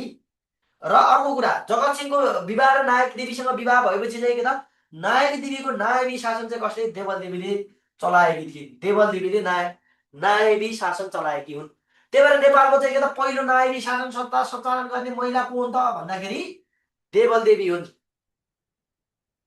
देवल देवी भनेको को हो त भन्दा हरिसिंह देवकी श्रीमती, जगत सिंहको आमा। नेपालको इतिहासमा पहिलोपल्ट चाहिँ के गर्ने त भन्दा नायबी शासन। नायबी भने कस्तो, म बालक भएँ अथवा म चाहिँ अलिक असमर्थ भयो भने मेरो बाउले चाहिँ के त मेरो नामबाट शासन सत्ता सञ्चालन गर्नुलाई के भन्छ, नायबी शासन भनेर भन्छ हो। नेपालको इतिहासमा चाहिँ आफ्नो बुहारीसँग चाहिँ के त नायबी शासन सत्ता सञ्चालन गर्ने को हो त, नायक र देवीसँग नायबी शासन सत्ता सञ्चालन गर्ने देवल देवी हुन्। नायक देवी नेपालको राजगद्दीमा आसन हुने, नेपालको राजगद्दीमा बस्ने पहिलो महिला अथवा राजा जस्तो हुने नायक देवी, र यिनको नायबी शासन सत्ता सञ्चालन गर्ने देवल देवी। यो दुईटा रिलेसन भयो। र यो चाहिँ जगत सिंह र नायक देवीको बिचमा विवाह भएपछि उनीहरूबाट एउटा राजल्ल देवी भन्ने चाहिँ के त बालिकाको जन्म हुन्छ। उनी ठुली हुन्छन् होइन, हुर्किन्छन्। त्यसपछि उनी किशोर अवस्थामा पुग्छिन्। आइक्यू छैन, जिके मात्रै हो। अब बुकको बारेमा भन्दा भन्दा मेरो मेरो यहाँ 12 भइसक्यो। अब राजल्ल देवीको विवाह कोसँग हुन्छ ल भनौँ त। किताबमा आइक्यू छैन कि, जिके मात्रै हो। कहाँ आइक्यू र जिके राख्न थाल्ने अन्त अनि 2000 पेज पुग्यो भने कसैले किन्छ। यही त यहाँ 1000 पेज पुगेर अनि ठुलो भयो भन्ने चाहिँ होला हुन्छ। मैले चाहिँ तपाईँलाई यसमा प्रत्यक्ष 1400-1500वटा चाहिँ अभ्यास प्रश्नहरू राखेको छु है। यो तपाईँले पूर्ण रूपमा अभ्यास गर्नु, तपाईँ पर्फेक्ट हुनुहुन्छ, पर्फेक्ट। पुरै 1500 वटा प्रश्नहरू छन्। तपाईँहरू प्रश्न अभ्यास गर्दा गर्दा 12 बज्छ तपाईँहरूको यही। कति तपाईँले सेट 10 सेट मोडल सेट किन्नै पर्दैन के। बुकको बारेमा म भन्दिनँ। अब हेरौँ है, राजा र देवीको विवाह कोसँग हुन्छ होला ल भनौँ त साथी हो। राजा र देवीको विवाह कोसँग हुन्छ होला? अब जगत सिंहको र नायक देवीको चाहिँ छोरा थिएनन्।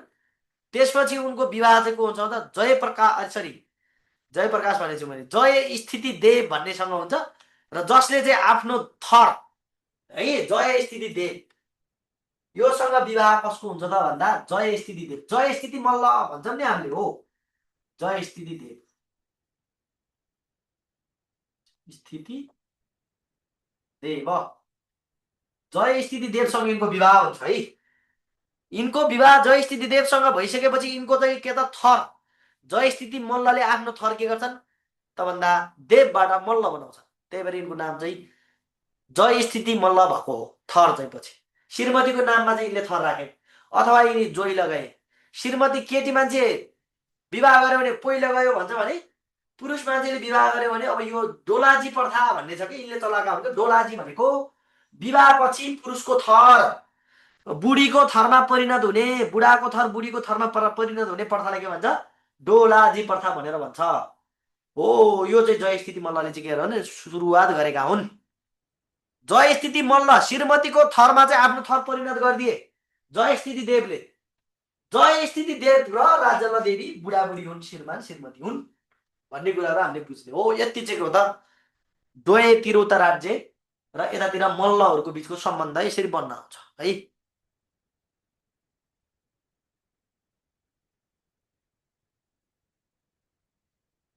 हो, डोलाजी प्रथाबाट राजा भएका राजा भने पनि हुन्छ।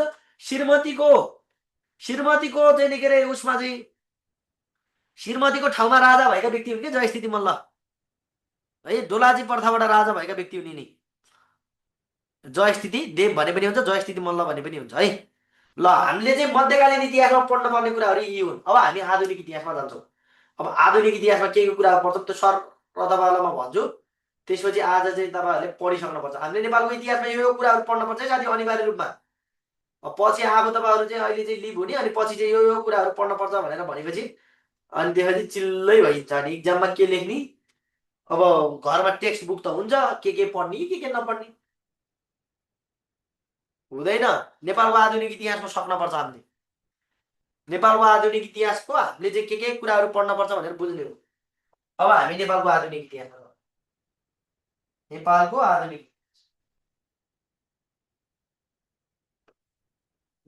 आधुनिक इतिहास 3 नम्बरमा, नेपालको आधुनिक इतिहास। तपाईँलाई झ्याउलाको पढ्नलाई साथी हो, तपाईँलाई पढ्न झ्याउला छ भने भन्नुहोस् है, म केही भन्दैन।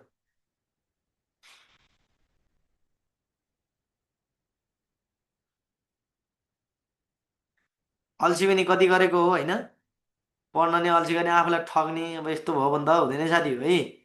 तपाईँहरू राम्रोसँग पढ्ने घरमा। अल्छी मानेर पढ्ने विद्यार्थीले कहिले पनि अल्छी मान्दैन। जो अल्छी मान्छ नि त्यसले लोकसेवा नाम ढिला निकाल्छ, त्यति हो। म त्यति भन्छु, नाम चाहिँ निकाल्नु तर ढिला ढिला निकाल्छ। ल, इक्जाम आउँछ, टेन्सन नमान्नुहोस्। ल है, अब हामीले आधुनिक इतिहासमा के कुराहरू पढ्नुपर्छ त्यो सर म तपाईँलाई भनिदिन्छु। प्रारम्भ हेरौँ पहिला सुरुमा, नेपालको आधुनिक इतिहासको प्रारम्भ। प्रारम्भ प्रारम्भ कहिलेदेखि हो त? विक्रम सम्वत 1825 बाट होइन त? 1825मा 1825 असोज कति गते? 1825 असोज 13 गते। असोज 13 गते पृथ्वीनारायण शाहले कसरी प्रारम्भ भन्ने रे? पृथ्वीनारायण शाहले पृथ्वीनारायण शाहले कान्तिपुरमाथि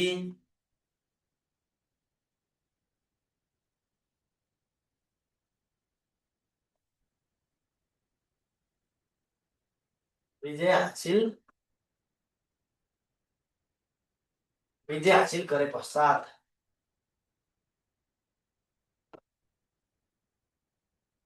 नेपालमा चाहिँ के भयो त आधुनिक इतिहासको प्रारम्भ भयो है। नेपालमा आधुनिक इतिहासको प्रारम्भ भएको।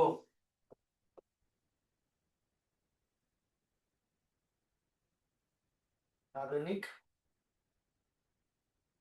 इतिहास प्रारम्भ भएको। अब कहिले इन्डिङ भयो भनेर भन्नु होला फेरि। यो चाहिँ नेपालको इतिहास कहिलेदेखि प्रारम्भ 1825 देखि प्रारम्भ भयो आधुनिक र चाहिँ अहिलेसम्म चलिरहेको छ नेपालको आधुनिक इतिहास। पृथ्वीनारायण शाहले नेपालको कान्तिपुरमाथि विजय हासिल गरेपछि सुरुवात भयो है।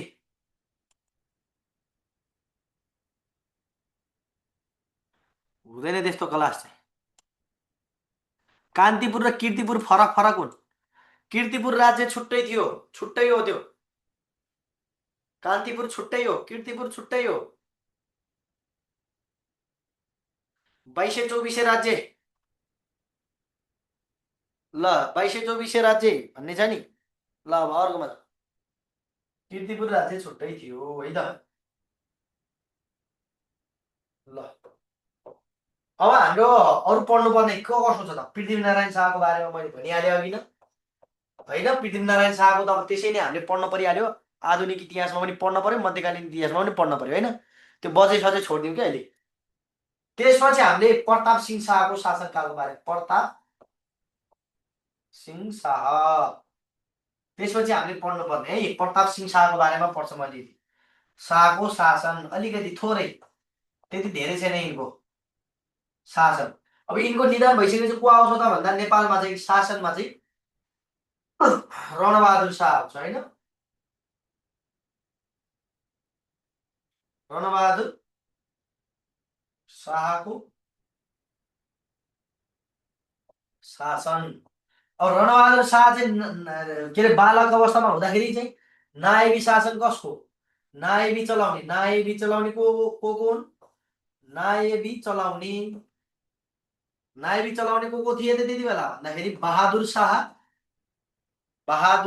र को त भन्दाखेरि राजमाता राजमाता राजेन्द्र लक्ष्मी। प्रताप सिंह शाहकी श्रीमती है। पृथ्वीनारायण शाहकी बुहारी राजेन्द्र लक्ष्मी ले के गरे त रणबहादुर शाहको नायबी शासन सत्ता सञ्चालन गरे। नेपालको एकीकरण अभियानलाई यिनले एकदम तीव्र रूपमा चाहिँ अगाडि बढाए। यिनीहरूले देवर भाउजूले चाहिँ मिलेर। रणबहादुर शाह चाहिँ के त नाबालक थियो। पछि चाहिँ के गर्यो त बहादुर शाहलाई चाहिँ के गर्यो त बहादुर शाहलाई चाहिँ जेलमा राखियो। त्यसपछि आफ्नो भाउजूको चाहिँ के त 1842मा चाहिँ राजेन्द्र लक्ष्मीको निधन भएपछि बहादुर शाह चाहिँ के आउँछ नेपाल फर्कन्छ। भारतको बेतियामा चाहिँ निर्वासित जीवन बिताइराखेको हुन्छ बहादुर शाह। बिचमा चाहिँ देवर भाउजूको बिचमा चाहिँ खटपट भएपछि उनी 1849मा 1849 चाहिँ 39मा उनी के गर्छन् त भारतको बेतियामा जान्छन्। निर्वासित जीवन बिताइराखेका हुन्छन् पहिला सुरुमा है। एकछिन है सरी नेपाल आउँछ नि है सरी एकछिन यहाँनिर बुझौँ। प्रताप सिंह शाह राजा हुँदाखेरि चाहिँ के त दरबारिया षड्यन्त्रहरूले के भने प्रताप सिंह शाहको चाहिँ के त जुन राजगद्दी छ बहादुर शाहले चाहिँ हत्याउन खोजेको, भाइले हत्याउन खोजेको भनेर के गर्छन् भने उनलाई चाहिँ भारत लखटिन्छन्। उनी चाहिँ के गर्छन् भने बहादुर शाह चाहिँ बिचमा चाहिँ के गर्छन् नेपाल फर्किन्छन्। नेपाल आउँछन् 1839 नेपालमा आएका हेर्नु है आएका 1839मा उनी नेपालमा त आउँछन्। तर के गर्छन् भने सुन्नुहोस् है यहाँनिर उनको दाइको निधन त 1834मा भइसकेको थियो। दरबारिया षड्यन्त्रले उनलाई पहिले के गरेको थियो बहादुर शाहलाई चाहिँ भारतको बेतियामा लखटेको थिए। निर्वासित जीवन बिताइरहेका थिए बहादुर शाहले। दाइको निधन 1834मा हुन्छ र भाउजूले के गर्छिन् त भन्दा आफ्नो देवरको चाहिँ के गर्छन् उनले आवश्यकता महसुस गरेपछि उनी 1839मा चाहिँ के गर्छन् भने नेपाल आउँछन्। र नेपाल आएपछि भाउजू र देवर भाउजूले चाहिँ के गर्छन् भन्दा रणबहादुर शाहको चाहिँ के गर्छन् समानान्तर नायबी शासन सत्ता सञ्चालन गर्छन् है। तर बिचमा के गर्छन् फेरि त्यही दरबारिया षड्यन्त्रले गर्दाखेरि चाहिँ बहादुर शाह र राजेन्द्र लक्ष्मीको बिचमा चाहिँ झगडा पारिदिन्छन्। र झगडा पारिदिएपछि उनी फेरि चाहिँ के गर्छन् त भन्दा 1841तिर उनी चाहिँ फेरि भारतको बेतियामा गएर जीवन बिताउँछन्। र 1842मा चाहिँ के हुन्छ त भन्दा राजमाता राजेन्द्र लक्ष्मीको चाहिँ के हुन्छ क्षयरोगको कारणले गर्दा निधन हुन्छ। क्षयरोग भनेको टिबी रोगको कारणले गर्दा निधन हुन्छ। र उनले चाहिँ के त फेरि भाउजूको निधन भइसकेपछि एउटा नाबालक भतिजोको चाहिँ के त बागडोर सम्हाल्नको लागि उनी फेरि नेपालमा आउँछन्। र 1842मा चाहिँ के त नायबी शासन सत्ता फेरि उनले आफ्नो भतिजोको नायबी शासन सत्ता सञ्चालन गर्छन् बहादुर शाह, रणबहादुर शाह है। चाँडो पास हुने ट्रिक त भनेको कस्तो हो भने चाँडो पास हुने ट्रिक भनेको केही पनि छैन, केही पनि छैन। लोकसेवा नपढ्ने चाँडो ट्रिक पास हुने ट्रिक भनेको लोकसेवा नपढ्ने, पास भइहालिन्छ घरमा बस्ने आनन्दसँग होइन। लोकसेवा पनि चाँडो र ढिलो पास हुने ट्रिक हुन्छ। पढ्ने मजासँग खुरुखुरु लगाएर सरको क्लासमा बस्ने आनन्दसँग सुन्ने, कथाहरू सुन्ने, कहानीहरू सुन्ने, यही बिचबाट पनि सोधिदिन्छ इक्जाममा होइन त। ल अब बहादुर शाहको नायबी शासनपछि रणबहादुर शाहपछि गिरवाण युद्ध विक्रम शाहको बारेमा हेर्छ। गिरवाण गिरवाण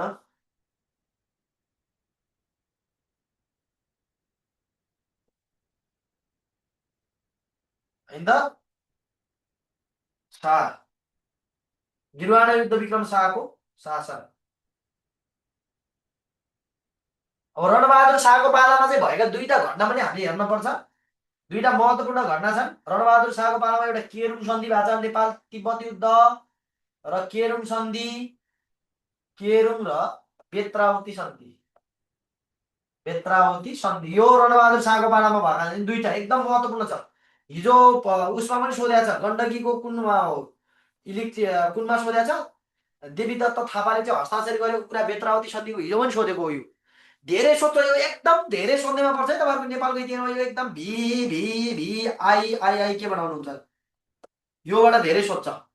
अझ एउटा थापाजाती सन्धि पनि छ, केरुङ र बेत्रावती सन्धि कोसँग भएको, तिब्बतसँग भएको है। गिरवाण युद्ध विक्रम शाहको शासनकाल र यिनको शासनकालमा भएको नेपाल अङ्ग्रेज युद्ध, नेपाल अङ्ग्रेज युद्ध, नेपाल अङ्ग्रेज युद्ध र अर्को कुन त नेपाल अङ्ग्रेज युद्ध र सुगौली सन्धि है। सुगौली सन्धिको बारेमा हामीले राम्रोसँग हेर्नुपर्छ है त। अब गिरवाण युद्ध विक्रम शाहको निधन भइसकेपछि के हुन्छ,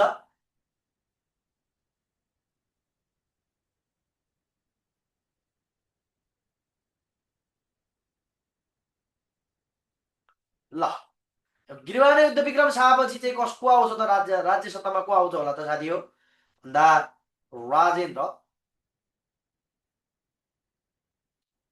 विक्रम शाह आउँछ है त।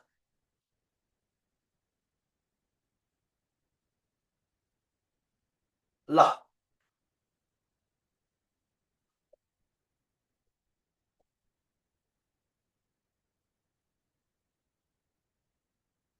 अर्को अब हामीले पढ्नुपर्ने बिचमा मुख्तियार मुख्तियार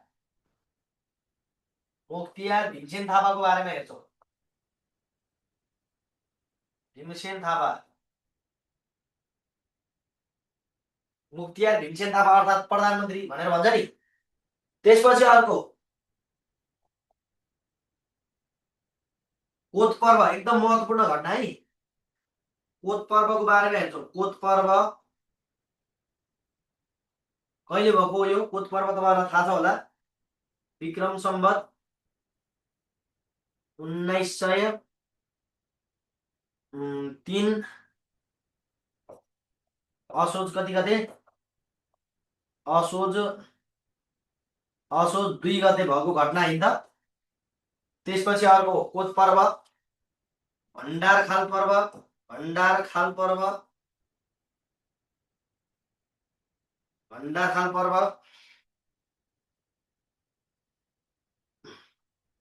त्यसपछि अलौ पर्व हामीले पढ्न पर्ने अलौ पर्व।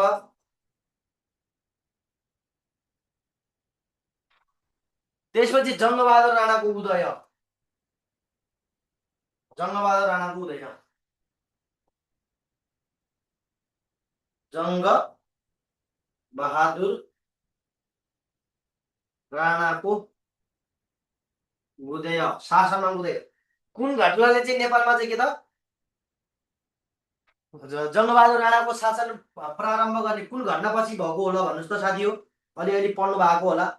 जङ्गबहादुर राणाले चाहिँ प्रत्यक्ष शासन चाहिँ कुन घटनापछि चाहिँ के गरेका हुन् त? जङ्गबहादुर राणाको अथवा राणा शासनको उदय कुन घटनापछि भएको हो?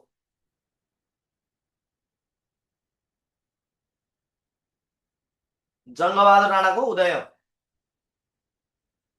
जङ्गबहादुर राणाको उदय। त्यसपछि र हामीले चाहिँ के पढ्छौँ? थापाथली सन्धि पनि यसमै पढ्दै थियो। थापाथली सन्धि, यो थापाथली सन्धि चाहिँ 1900 कति त 12मा भयो। विक्रम सम्वत 1912 चैत्र 13 गते भएको थियो त। भएको चाहिँ 1912 चैत्र 13 गते घटेको घटना अथवा चाहिँ के अरे तिब्बतसँग भएको थापाथली सन्धि यसमै पढ्ने हो। पछि हामीले चाहिँ पढ्छौँ। थापाथली सन्धिको टपिकै छ त्यसमा।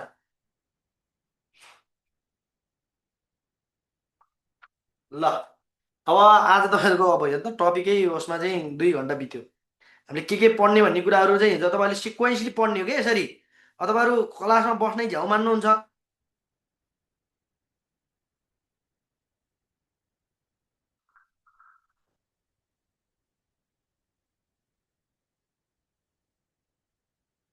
ल तपाईँहरूलाई धेरै अल्छी लागेको छ, गाह्रो भएको छ भने म तपाईँलाई स्लाइड सो गरिदिन्छु छुटेको छ भने।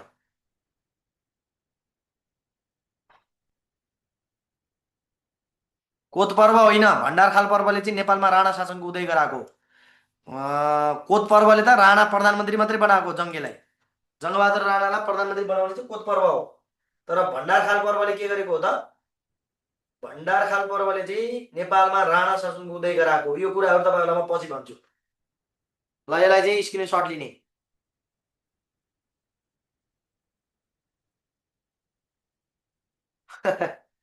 अब त्यो लाग्छ नआत्तिनुहोस् तपाईँहरू।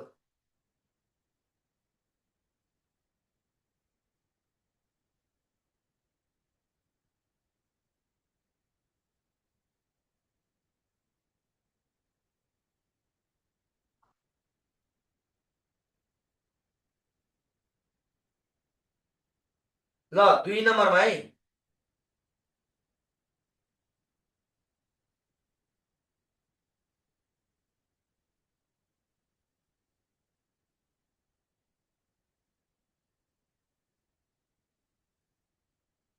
2 नम्बरको स्लाइड।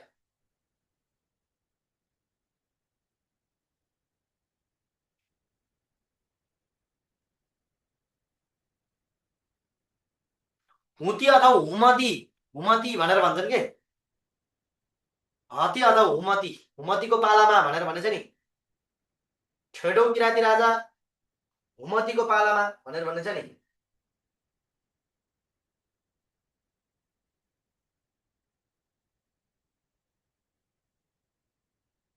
ल अर्को 3रो नम्बरको स्लाइड है यो।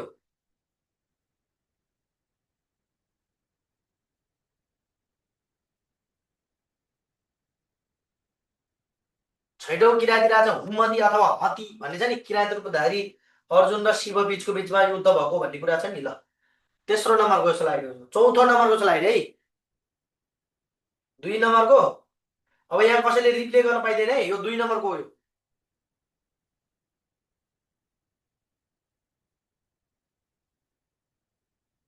हती अथवा हुमती भनेर भनेको छ नि, यो किराँती राजा हुन् है, हती अथवा हुमती। यो महाभारतकालीन राजा हुने नि, महाभारतकालीन भन्छ महाभारतको युद्धको।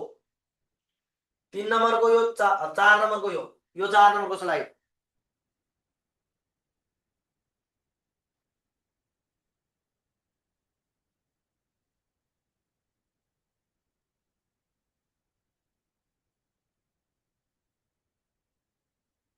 यो 5 नम्बरको स्लाइड।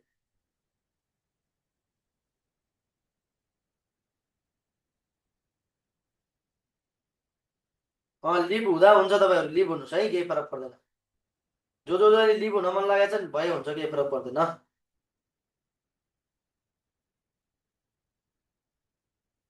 ल यो चाहिँ 6 नम्बरको स्लाइड।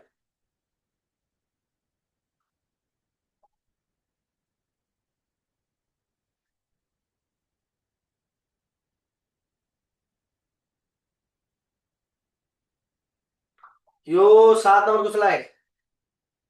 राजसभाले जेलब्रेक नगरेको भए 10 जना कैदी मर्ने थिएनन्।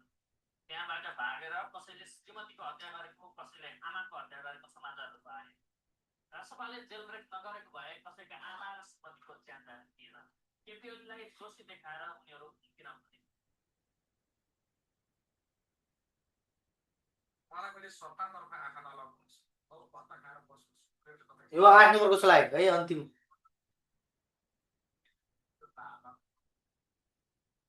ल अब बाँकी कुराहरू पछि है त साथी। हो ल